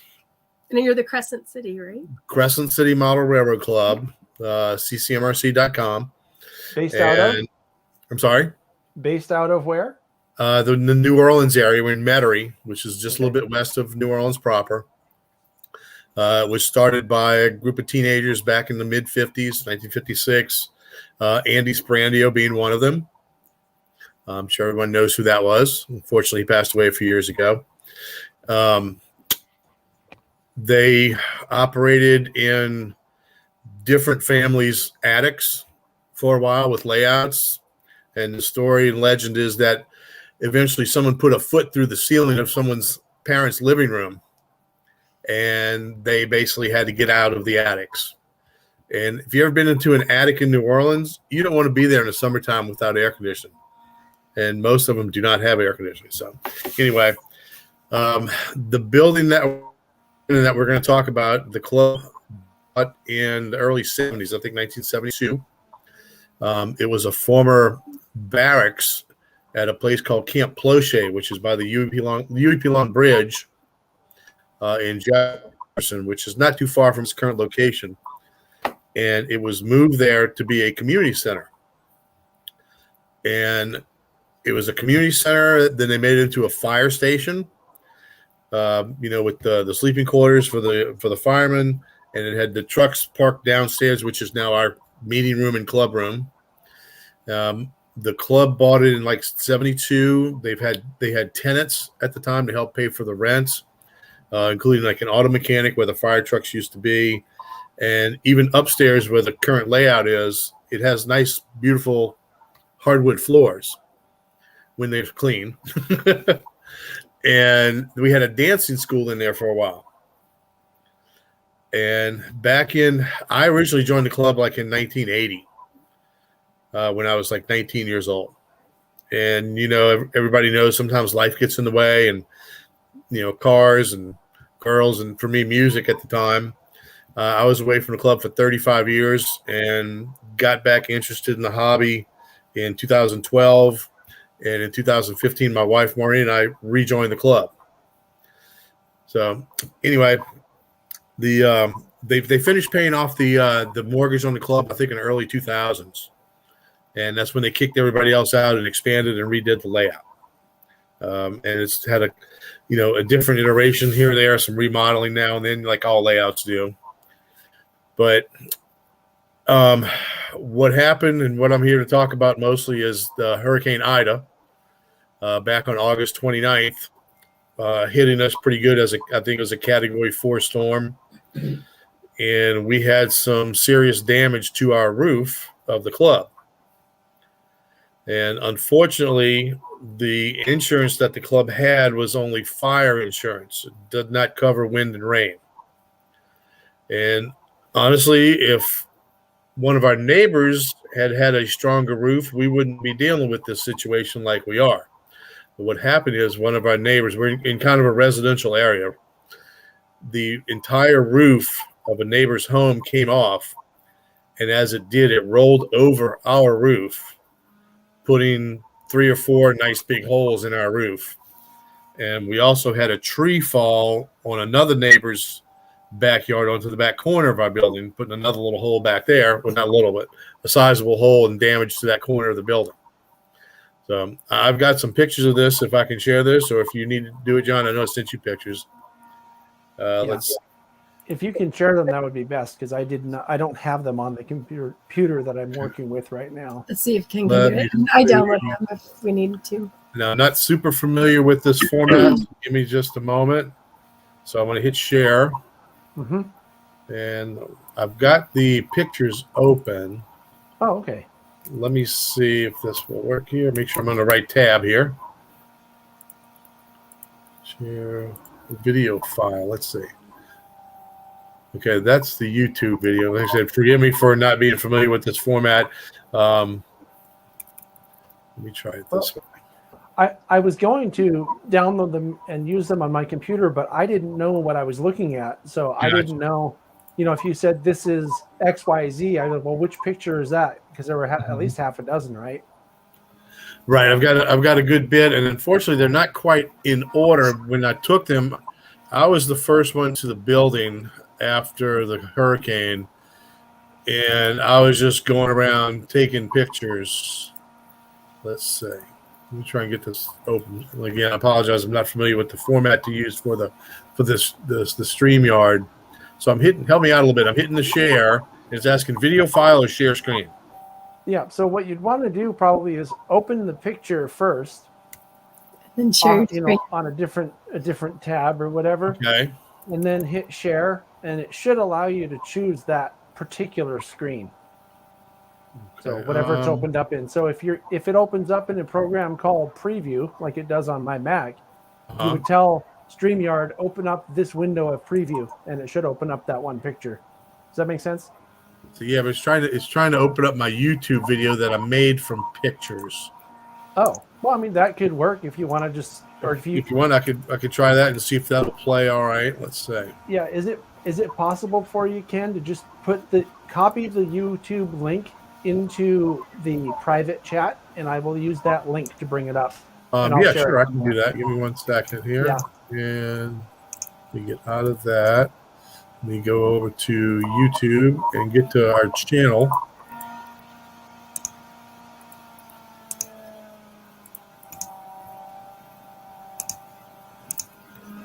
Anyway, while you're getting there, I can throw him in a PowerPoint real quick if you want me to. I have his pictures.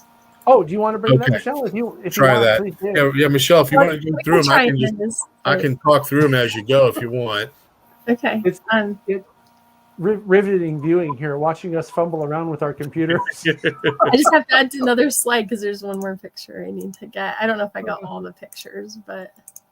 Well, you can bring up what you do have, and I'm sure Ken will know what he's looking at. You can tell us what. I suppose I could have done it that way, Ken. I could have just put this stuff on my computer, and you could tell us what it was as it comes. It would be out of order. Okay, so I'm going to share my PowerPoint. Let's see if I can make it work. Share screen. And what I sent y'all was mostly the really, let's say, the good ones. I do have a lot of them, but I got a couple that are like kind of duplicates. So. Yeah. The important thing is that the club was damaged severely, and it led to all kinds of damage on the layout. I remember seeing the pictures of that and going, oh, that doesn't look good. And there's a link that our top secret producer has included in the chat over to the right side of your screen, everybody watching, that if you have a couple bucks, you can maybe send them some help because they're going to need it. So I don't have two screens in my house. The GoFundMe page to help us defray some costs. Luckily, so far the layout itself, from what we can tell, is not really damaged very much. Mm-hmm. It's mostly we had some debris fall onto the layout from what looks like the first or second impact of the neighbor's roof. Mm-hmm. And I said we cleaned that off. We've had a little bit of moisture get inside, but once we're able to get the outer roof repaired and the inner roof redone, and we do have a little bit of mold that we have to deal with. That is the debris, most of the debris that landed on the layout from the first impact. That is. I'm sorry, I don't have two screens, so I can't enlarge it and still be in the show. Yeah, that is two screens, so you have to look at it this way. I'm sorry. Is that okay? Can people see this enough? Can you guys see it? Those leaves are not part of the foliage on the layout. No. Yeah, those are from the tree. You can see there's some shingles down there. That's the area called Martin Shops at Traeger Yard, which is that backdrop is our wall that faces the east. So the wind from this hurricane was coming from the east.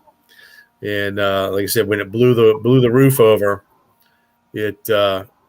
the roof, that was like the first impact. And I've got some other pictures that you can see outside. There you go. That's the sun coming in. on That's outdoors coming in over that part of the layout. right, You'll notice right above that, correct. You'll notice the fluorescent light is not turned on, but there's light. Yeah. Right. And that's another hole. That's a hole that got created on the inner ceiling from another impact that pushed some boards through the roof and into the building, but luckily they landed on the floor. Yeah. Okay. Here's another one. That's another angle of that first big hole. Oh, and it also took out our electrical line too. So you'll see that in another picture. And then I have this one. Yeah, that is a yard called Turner City, and that's actually our cleaning train. If you look at that little tank car in the middle, that's one of those brass cleaning cars. Yep. And we had some a big hole in the tops, right on the crown of the roof, that had some water get down and drip through the ceiling, and that's the ballast that got wet and splashed up onto the cars. Wow. Oh, because so much water hit the layout, it splashed up. And you see how it washed away some of the ballast. Now, luckily, there's actually usually 3 Crescent Line locomotives that pull that train around the track. That's a heavy train because it's got magnets. It's got actually like 2 or 3 cabooses with track cleaning pads. And it takes a good 3 like SD40-2s to pull it around the layout, because we do have a 2% grade at another section of the layout that is kind of steep for this, but it gets around with those 3 locomotives. But luckily, I had just taken those locomotives home right before the hurricane for maintenance. Oh. So they didn't get damaged. Let's I see. guess that's lucky. I have this picture too. This is Google Maps of your building. Oh, okay, right. yes. On the top right is the neighbor's house that the roof came off in the long building with the black roof and white walls. That's our building. It is 25 by 125 feet. We own the building. We own the lot it's on. And if you follow that red line, you can see where the roof landed. So the roof went off that house over your building and landed over where the other. And it actually landed across the street on the front yard. That's a yellow house where it landed. So you're lucky. Right in the middle of the picture. So this one right here is the picture that really just says it all to me. I mean, look at the tree that blew into your layout. And, wow. That's awful. Yeah, so, like I said, that would be the worst part of any layout damage would be under that. But from after removing debris and stuff, I can't see like any bent rails or anything like that. We had a few stuck turnouts that kind of had to free up a little bit. And right now we do have it all covered with plastic in case, we do have any more water ingress, but we do have the blue tarps covering the holes in the roof right now, to help prevent that. And we've spoken to a contractor and had him out a couple times looking at stuff, so what we're probably going to end up doing is just patching the holes in the roof first, to get the building sealed and dry, doing the mold elimination. We'll take care of that ourselves, cut out some of the sheetrock and plywood that got wet on the ceilings. We've already taken down some of the lighting valances, and we're going to we have to take down some of the fluorescent lights to get to the sheetrock and stuff on the ceiling, for the mold elimination. The contractor says that's something we can handle ourselves because it's not as bad as he originally thought it might be. Okay. That's going to save us a whole lot of money. I'm going to bring this up here while you're talking. Yeah, that's the video from the GoFundMe page. If you want to play it, it actually has a few more pictures in there too, if you don't mind, where people can go click on it themselves from the chat. That's the video from the GoFundMe page. I screwed up and shared the wrong thing, I think. Sorry about that. Right. Let me reopen that myself first too. There's some chat going on, Ken, about how now you guys are going to have to model a hurricane on your layout in the future. We've had a very, very short discussion of that already, because if you didn't know this, August 29th was the exact to the day anniversary of Hurricane Katrina. Really? I didn't know that. I remember exactly Katrina. 16 years to the day.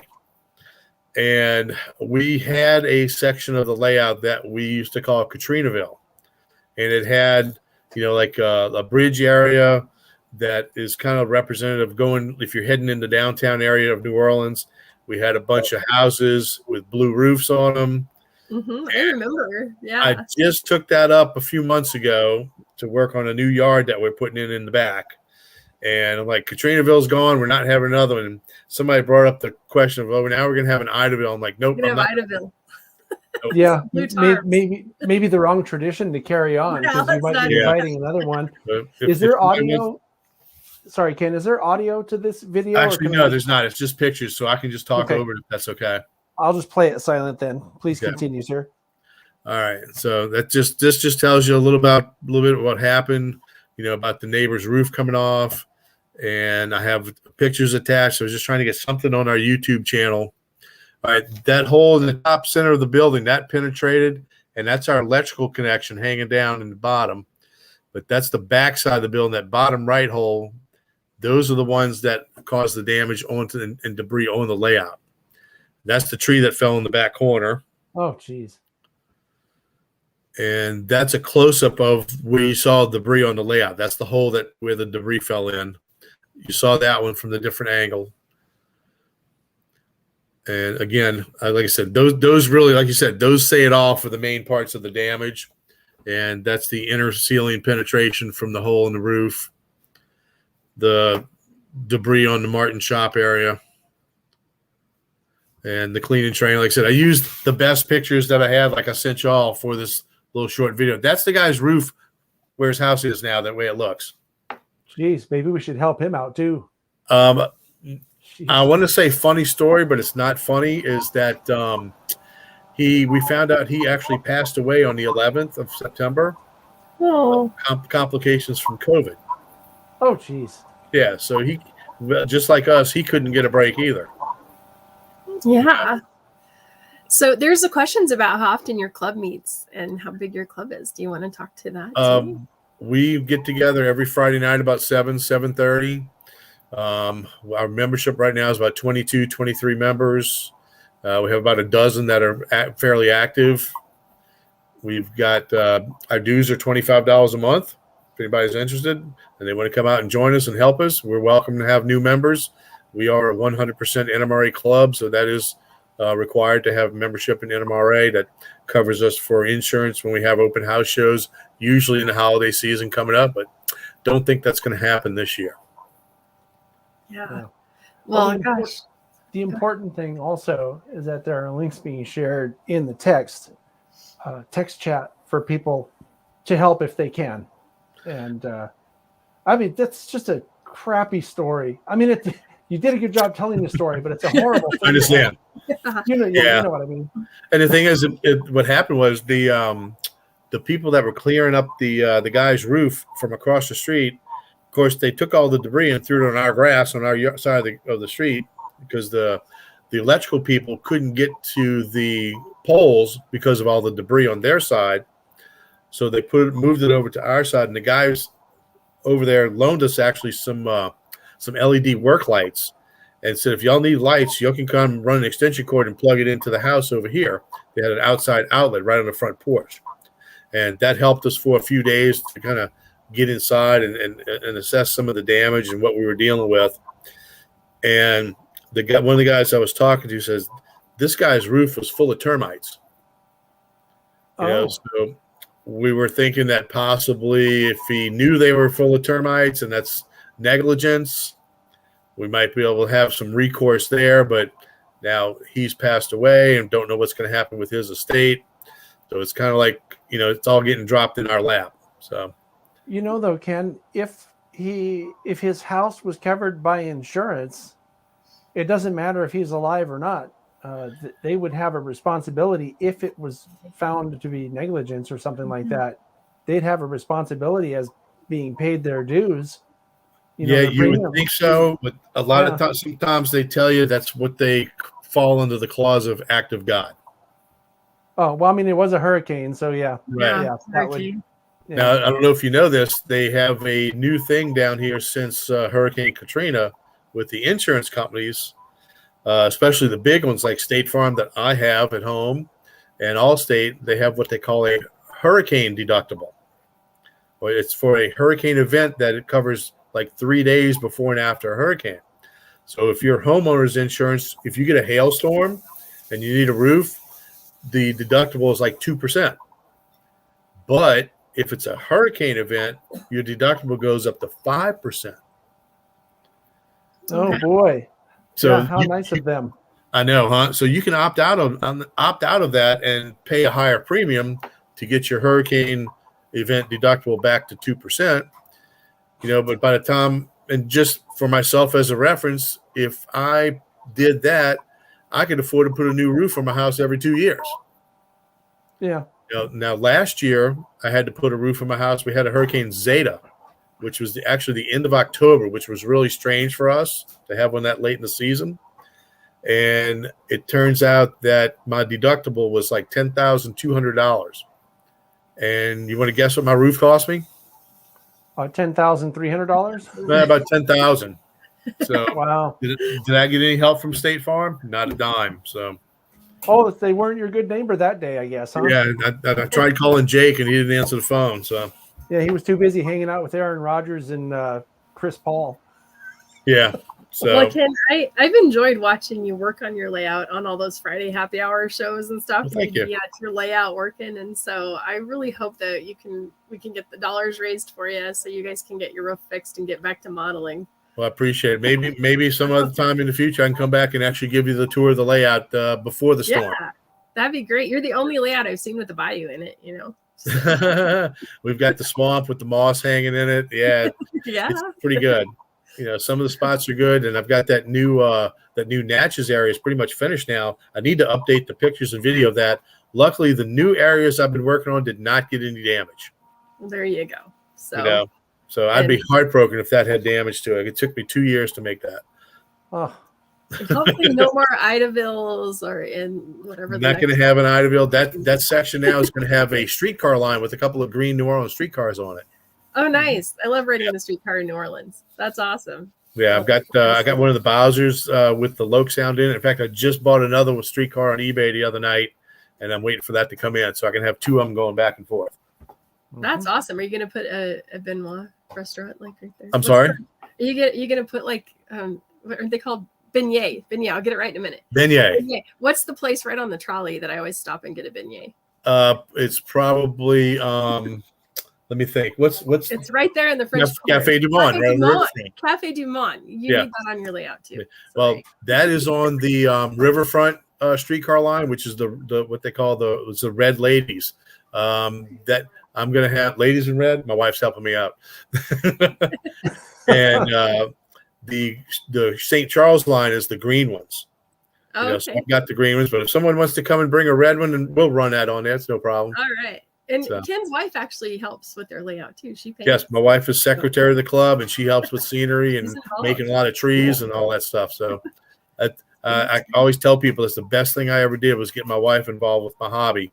Since our daughter's grown and working and finished with college, we spend all our time together doing other things. And Michelle, you would get along great with her because she cross stitches and she's very crafty. That's awesome. Mm-hmm. That's awesome. I would. Okay. Well, thank you, Ken. And hopefully you'll get the dollars raised to get it fixed. We appreciate the help. Any advertising you can help. Like I said, we really appreciate it. Hopefully we'll get it sooner rather than later. And again, thank you for having me on the show tonight. I really appreciate it. You're welcome, Ken. You can call back again next month if you're still in the process. So give us updates. I'll definitely keep you posted on updates, and maybe we can do the layout tour soon too. Mm-hmm. Cool. It'll be fun. Thank you. I've got my home layout I can show you too once, John, if you like. Yeah, that could be fun. Okay. Cool. All right. Then. Everybody watching, take a look in the text chat for links to help out Ken's club. Thank you, Ken. Yep. And I mean, boy, those pictures are awful. I mean, I know. I can't imagine. Wow. It's heartbreaking, all your work, and then we went through a flood in 2013, and I have a craft business, all the stuff around me. I used to make craft stuff, and I had a trailer, a 12-foot enclosed trailer that I kept all of my stuff in, the shelving that I would use, and I also kept a lot of my product in there. And I had tubs of little sheep. I don't know if I've ever showed you the sheep that I've made forever. And the flood went through them, and the day we opened the trailer, when the flood went, receded and pulled out all my little sheep, it was heartbreaking to see all these muddy, stinky little sheep that I had to throw away. And it was heartbreaking to lose my entire business in one fell swoop too. Yeah. I had an interesting conversation about, I think 2 years ago, or close to 2 years ago, with Adam Pinales, which I know you know him, who had a flood in his basement. And as a matter of fact, Dave Sparky had a flood in his basement about 5 or 6 years ago. And floods and storms and basements and all just really don't go well together. Yeah, it's hard. It is kind of heartbreaking to see that kind of thing happen. And you know how much it means to people, any hobby really. Right. Anything that you've created. Yeah. It's just hard to see that, damaged. So, and, when you think about it, it could be with any hobby, because hobbies are the things that people really like. That's what they're usually are really passionate about. So to see something that's hobby related destroyed by really any act, whether it's a vandalism act or, this hurricane that happened to Ken and his club, is just crazy. Yeah. It's sad. We have a question about what we normally talk about on the show, and people call in. Usually it's trains of some sort. Trains. Yeah. So I'm glad. Thanks for joining us. And it's different every month. And this month happened to be a whole lot of talking about products and different things. Sometimes you can call in and talk about whatever you want, honestly. Yeah. So we should talk about some trains before we leave. We got a few minutes left. Well, I think that it would be good to talk to someone who knows about trains. He's operated trains, and he seems to call in almost every month. I'm talking about Robert. Robert, and we're going to bring Dave after that, because Dave has a lot to say usually too. But Robert actually, believe it or not, has been waiting longer than Dave has. So, all right. Hey man. Thanks for calling in, Robert. What's on your mind this month? Oh, nothing much. I enjoyed what Karen's program and all that bit, and it popped. She left when it popped in my head that would be a great operation for Mall Railroad Merit Badge for Boy Scouts. Huh. Interesting. I think you bring up a good point. In case anybody's just tuning in, we had Karen Formico from Walthers on earlier talking about a new kit thing that they're coming out with. I call it a kit thing. What it's a kit, right, Michelle? What else would you call it? It's a kit, and you get it in the mail once a month for 6 months. It's a series of kits that's part of a program that's intended to get people interested and teach people how to make the scenery for dioramas, or in our context, for model railroads. And she gave us a great presentation. If you missed it today live, you should definitely watch it on the replay when YouTube posts the replay of this video. That's what Robert's talking about. And I think that's a good idea, Robert. I didn't think of that, but you're right.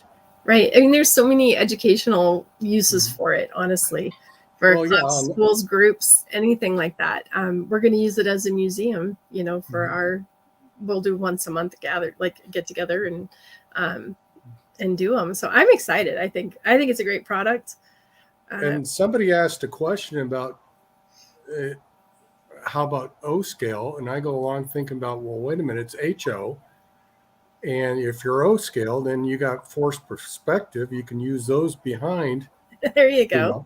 Well, it's creative ideas. Think about it this way, though, too. Model building is pretty much the same no matter what scale. You're just dealing with bigger or smaller pieces. So you could easily learn on an HO scale kit or an HO scale example like this and take that to any scale you want to. So, I don't see a need for learning Walthers. The process. Yeah. I mean, there's no need for Walthers to come out with different scale kits just to teach people how to do scenery. I mean, I'm sure there are some nuances, and it'd be really hard for them to put an O scale of the same scale into a box. Although if they do, I definitely would keep that box too. You definitely want that box, Michelle. Yeah. Well, if you want to know what's going on up here in the Northwest, the Northwest Railroad Museum, I'm a life member of, that's in Snoqualmie Valley, just did a big swap with Ely, Nevada. Oh yeah. Oh, They the sent their Alco locomotive. down, didn't The they? Yeah, Alco. the big Yeah. swap. Yeah. The 201. And Yeah. it was on the news and all that bit and everything.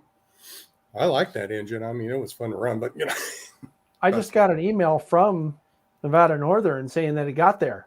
So Yeah. I was following its progress on Facebook all week. Yeah. And the other swap is for up here in the Northwest. They Mhm. also going to be running their Santa train coming up, or festival train. And there's a special train running because they just completely restored the Northern Pacific 924 that was up there in Cedar Willie area and all that bit. So that's going to be I don't I'm know. not familiar with that writing one. it down. it's Yeah, I believe it's an 060 switcher. Oh, okay. Okay. They had to tear it down to parade rest and bring it right back up, just like what Ely did with the 81. Just tear it down, bring it back up, and that's what's going to happen. And that's going to be, I'm hoping, if we can do it, is the Santa train that we do, and they do that in December and all this, and then they shut down for the winter. And the other thing is, we just had our basically our first swap meet is the Boeing swap meet. We just had that. I didn't get the total number of attendance, but 2019, 2020, and then now they had that. Yeah, there people say, "Oh, train show," and there's going to be another one forming here in 2022 in Grace Harbor at the fairgrounds in Elma and all this bit. And the update of our club is that we're still looking for a location. This Edmonds City Council is involved in all this bit because it's a historical station, and they want to take the bay window and all that bit right off the front for this double rail. Pretty sure They you have can't to have do the that. double rail.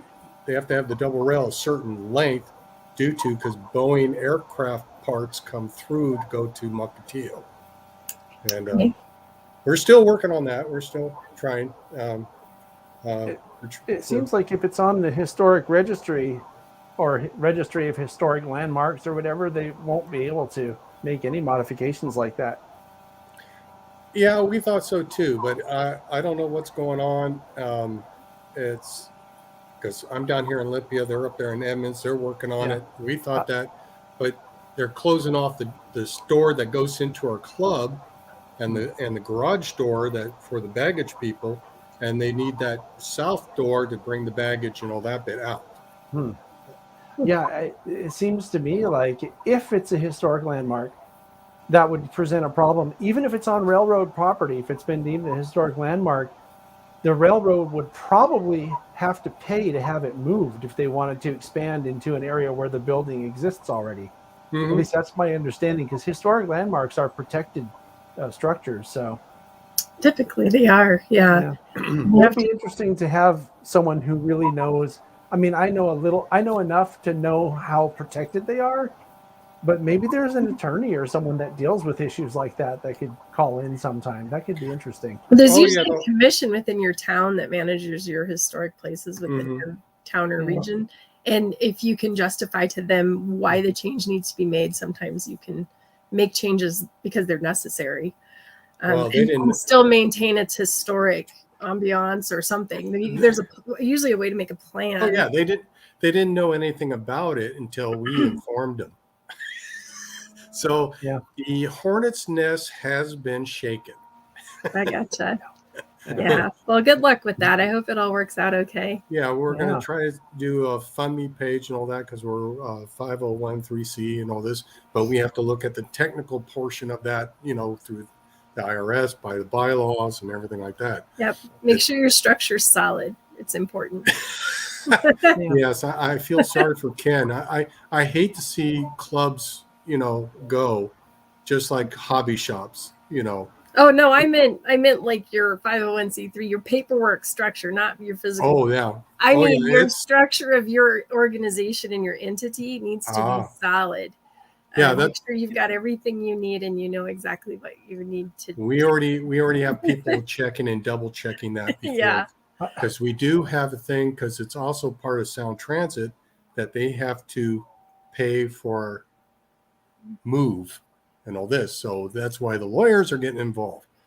Yeah. But you know, it's early. We have to be out of there by February 28th, 2023. The layout was first, the club was first formed in 1977 at a hobby shop. Then he retired, so it got moved to the Edmond station. It's been there ever since. So yes, you have to move it out by 2023. We have to tear it down and move it out. That'll be a process. Well, yeah, it's slightly different situation, but something kind of similar happened with my friends at the Napa Valley Model Railroad. I don't remember if it was called the Society or what, but they were on fairgrounds property, and I guess the state hires some private company to manage the fairgrounds, and this private company thought that the space that the layout and buildings took, that the layout was in, would be better served as being a parking lot. So they tore out this really nice layout that was built for operations, by the way. So it was an educational piece as well. And to put it in a parking lot, it had been there for decades. I mean, I think it was open. In the basement of Union Station at Denver were two beautiful layouts, an HO and an O scale. The Denver Society of Model Railroaders have been in the basement of Union Station since 1936. Wow. Yeah, and they booted them out so they could put in some conference rooms. Wow, see, that's so important. And the reason why, obviously, is that these management companies see space as it needs to generate revenue. Right. And in the case of the Napa Valley Club, that was a local treasure, because they documented in model form a lot of the history of the area. Well, I was almost called them a bad name. Sorry. These people thought that, well, that doesn't mean anything if we can generate some money from parking spaces. Yeah, I know. It's all about the revenue. It's so sad. It's outrageous. All I can say, John, is all they are south ends of northbound mules. I'll take it. And with that, okay, I get it. Yeah. With that, I'm going to bring in Dave, because Dave has been waiting. Yeah. Is there Robert? We'll see you. Yeah, I'll catch you later. I just wanted to show you one thing. Is my look at you! Look at that Union Pacific. That flag was when I was on West Pac Cruise and Desert and Operation Desert Storm, Desert Shield, and all this was sent by my friend. It flew over the Union Pacific Yard Tower in Echo, Nevada. Nice. Cool. Nice. So I almost said echo. Echo. Yeah. All right. So I just wanted to show that. I like it. Thanks, Robert. I'm still trying to find my conductor's hat of Milwaukee Railroad for Michelle. maybe for next month we'll have something to look forward to. Yeah. All right. Alrighty. Okay. Thanks, Thanks Robert. very much. You guys have a fun time. Be safe. Happy late birthday to you. Oh, which one? Because Michelle had hers in October. Both. Our birthdays are like 2 weeks apart. Something like that. Yeah. Thanks, Robert. You take care, man. Thank you very much. All okay. Right. Bye. Bye. Oh, no. Hi, Dave. Hi. All right, Dave, make it quick. We got someone else waiting, believe it or not. So, as you know, Michelle, John's birthday was Monday. So happy belated birthday, John. The day before yesterday. And I want to take a moment to thank everyone who sent the money and the presents. I really appreciate it. It really means a lot to me.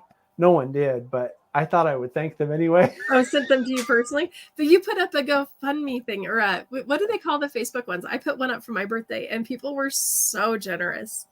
And So, and you put one up for your local museum. I put one up for SBHRS. Now I only tried to raise, I think, $300, and it got more than that. So I do want to actually thanks, Michelle, for reminding me. And I need to thank people for mine too, because I put $300 and I ended up with $1,700, I think.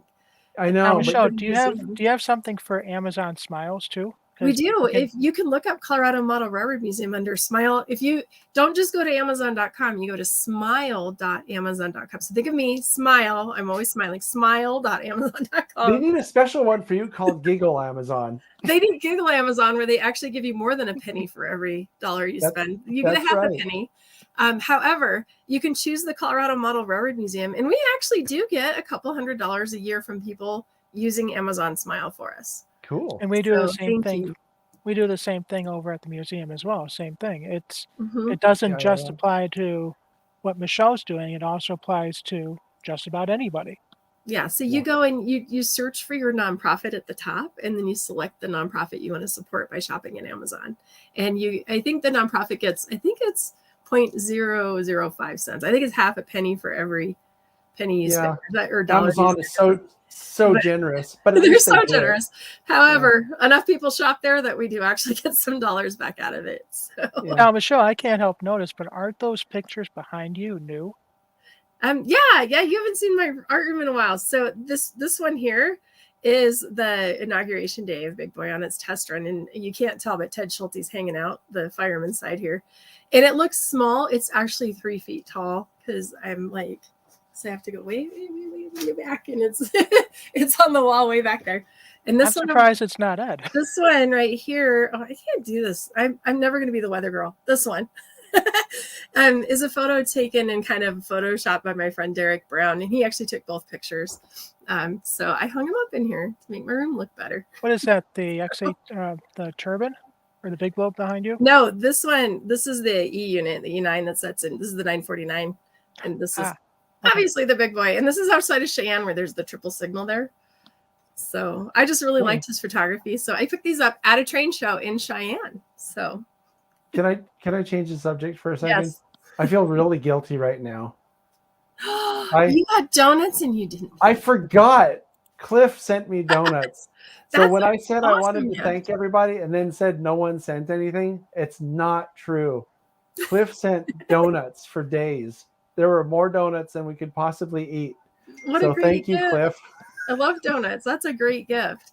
I made the mistake of telling Cliff that I never met a donut I didn't like. And he called me for my birthday on the Monday morning, and he says, well, I hope you're home because there's something coming. And he wouldn't tell me what it was. And then I got off the phone with him, and they were at the doorstep, a big pink box. I'm not kidding. It was like this. And I thought, as I was picking it up, because it was heavy, I'm like, oh, I hope he didn't, send a birthday cake, because there's no way we'll eat a birthday cake. And it was a box of donuts. I think it was like 25 or 30 donuts. So that's awesome, though. What a great gift. Yeah, so I apologize, Cliff. Thank you in case he watches. I don't think he's watching, or else he probably would have said something in the chat. I appreciated the donuts. Sorry, Dave. Sorry, guys. I didn't mean. No, it's totally fine. He was just asking about my picture. No big deal. I got sent a box of Smarties, but not the American Smarties, the Canadian Smarties. What's the difference? Did they say A at the end? Oh no, the Canadian Smarties. They're chocolate. They're like a weird chocolate. M&M. They're like a weird M&M. I have them at the office. I'll have to show you on the next show, because and so are they like individually wrapped things, or is it like a big? No, giant... they're like M&Ms. They're like candy coated, but they don't taste like an M&M. They taste like a sixlet. Do you remember those? Oh, I remember sixlets. Yeah. Do you remember how they're a different kind of chocolate? They taste like that. Oh, well, I'm gonna have to try to find some of these Canadian Smarties. So yeah. Huh. Yeah. Maybe ask Sparky about them. Maybe he knows a thing or two about them. He would probably know. Sparky probably knows, because he probably eats the Canadian. But I love the American Smarties, the little candies wrapped, and those are I love those. I was gonna suggest, Michelle, if they're in individual little packets, you could mail me one. Just throw it in an envelope and put a stamp on it so I can see what it is. I can put some in a Ziploc bag, because they're in a giant box. I mean, Michelle, if Lombard Hobbies sent a package to Rod and included them in his package, well, yeah, I think it can go international if it has to. Yeah, I think they were sent to me through Amazon, so it worked out. But yeah, I can send you some of these Smarties, because I do not need to eat that much chocolate for one thing. Now, when's the last time you heard anyone says I do not need to eat the chocolate? I need to eat the chocolate. I do not need to eat the chocolate. I've been eating the other Smarties, which is like 100% sugar. I have heard people say I don't need the sugar, but I've never heard anybody say I don't need the chocolate. But isn't the saying sugar and spice makes John very nice? I don't know about spice, but I don't know. I like sugary stuff. I like spicy stuff. I only like sugary things. Stuff too, now that you mention it. Can I tell you, one of the best presents I ever got was last Christmas when our top secret producer gave me a box that was full of pepper things. So it had all kinds of gourmet black pepper, red peppers. There's a little canister or, what do you call those little, it's not a tube, it's like a cylinder thing. Mm-hmm. It's a canister, I guess, of habanero flakes that I'm still using, and they are so good. I really do. Actually, now that you mentioned it, I do like spice. So I like spice. I like salty things and spice. And yeah. If I'm gonna have sugar, it should have salt on it too, like a caramel salted pretzel or something. I think I just like to eat stuff. You know what I mean? Like, now I'm hungry. Yeah. And you guys don't know it, but my husband secretly snuck down here during this show and made me dinner. I have a BLT right here. No way. Yeah. Send him over. How sweet is that? You're missing the chips, you're missing the pickle, you're missing everything else. Huh? There's but Michelle, BLT right there. He must have known that you really, really wanted a purse. Yeah. There we go. All right. Well, hey, Dave, is there anything else? We have one more person I want to sneak in before you're done. Okay. See you, Dave. Thanks for calling. Thanks for waiting. Sorry it takes so long. No, it's okay. Okay, cool. Thank you. All right. So we have one more guest, and then we're going to go. So we'll try to keep it. I don't know if people know. It's always a surprise to me. I don't know who's in the waiting room. So. Oh, yeah. I hadn't thought about that. I'm pretty sure you won't know this person, but I do because all right. The lead up to the introduction is, I believe, I'm not sure, but I think the person we're about to bring on is actually the newest member at the South Bay Historical Railroad Society, where Sydney and I are volunteers.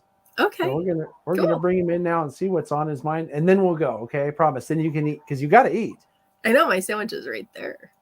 Oh wow! I guess if you mute yourself, you can stuff your face. But I'm going to bring you back on right in the middle of a bite. No, I'm like. All right, let's bring on Ben real quick then. All right, hey Ben, how's it going? Hello, welcome. Hello, how are you all? Hello, and welcome to you. Ben. Nice to meet you. Nice to meet you too. This is my first time tuning in to actually calling in. Oh, and I've never done it before. I apologize if some things are all over the place.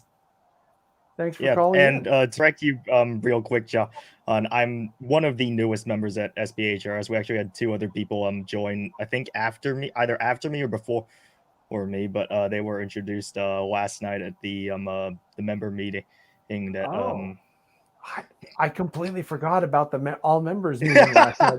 It was supposed to be last week, but we didn't have enough people who show up for it, so they moved it to yesterday. Hey, but anyway, they tend to do that after open houses because everyone's busy. Yeah, that's true. Cool. Well, that's cool that you remember. Thank you. I joined almost a month ago. Has it almost been a month? That sounds about right. Pretty close. Yeah, to a month because ago. I joined a couple days after my birthday, mid-October, and it's already mid November. So yeah, I've probably been a member now for about a month now. Well, happy late birthday to you too. Thank you, and happy late birthday to the both of you. By the way, I'm sorry I didn't send you a birthday message on Facebook, John. Oh, how dare you! I do still have this that you gave me at the first day of the open house. I haven't watched it yet. I need to. How dare you for that too? Why did I bring this guy on, Michelle? Andy's showing us up with this cool microphone setup there too. I've had this for a while. When I started talking to more people from school on Skype in the old days of Skype and TeamSpeak, and it's held up for as long as I've had it. Well, I don't mean to brag, but I got some pretty good stuff here. You too, do. You have a lot of really so, good, a lot of really good, more professional equipment than what I have, John. That's for dang sure. My laptop says it has Beats audio. Does that make it cool? You're cool with or without that, Michelle. Yeah. But as anyway. Real before I get into what I am I'm busy from talk show. I just saw the strange chat on YouTube.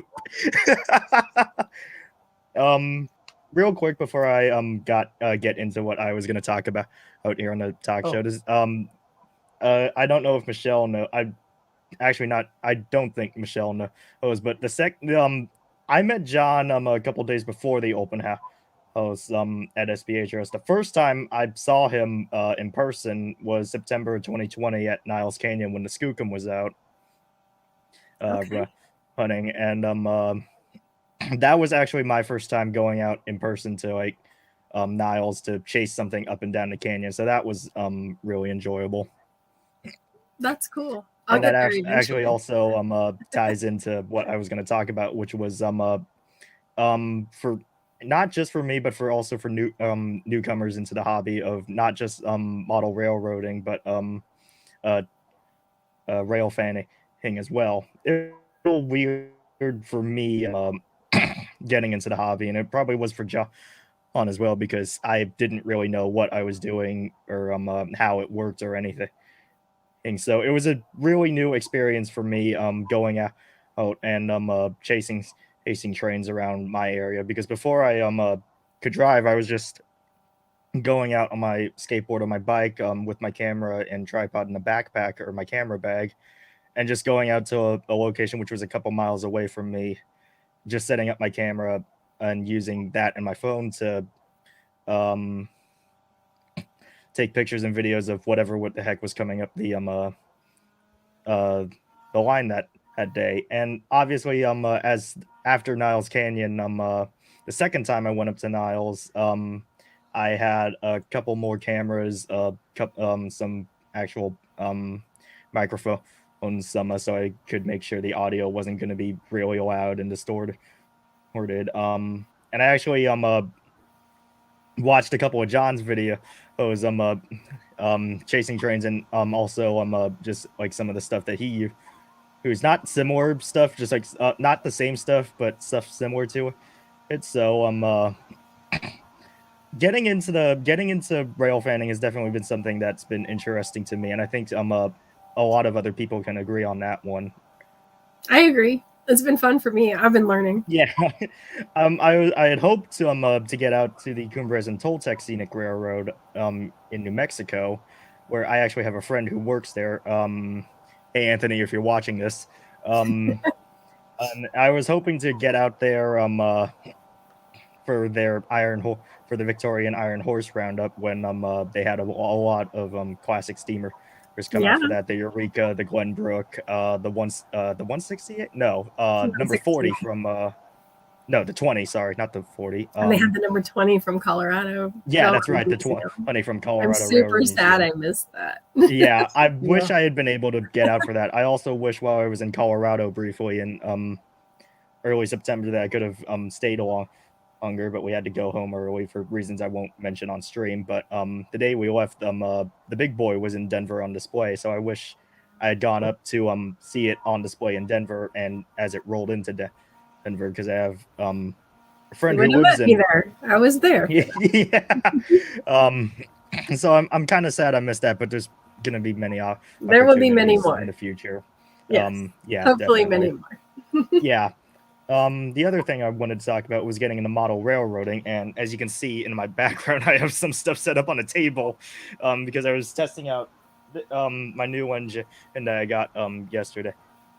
Hey, and during the pandemic, my dad finally said, you know what, let's build you a table that you can build a layout on. So we're still in the process of making that. Things have obviously slowed down quite a bit, but what I had to go my introduction to the model railroading hobby was what was it I got introduced to it by my dad when I was really young, when we were living in San Jose before we moved in our current house.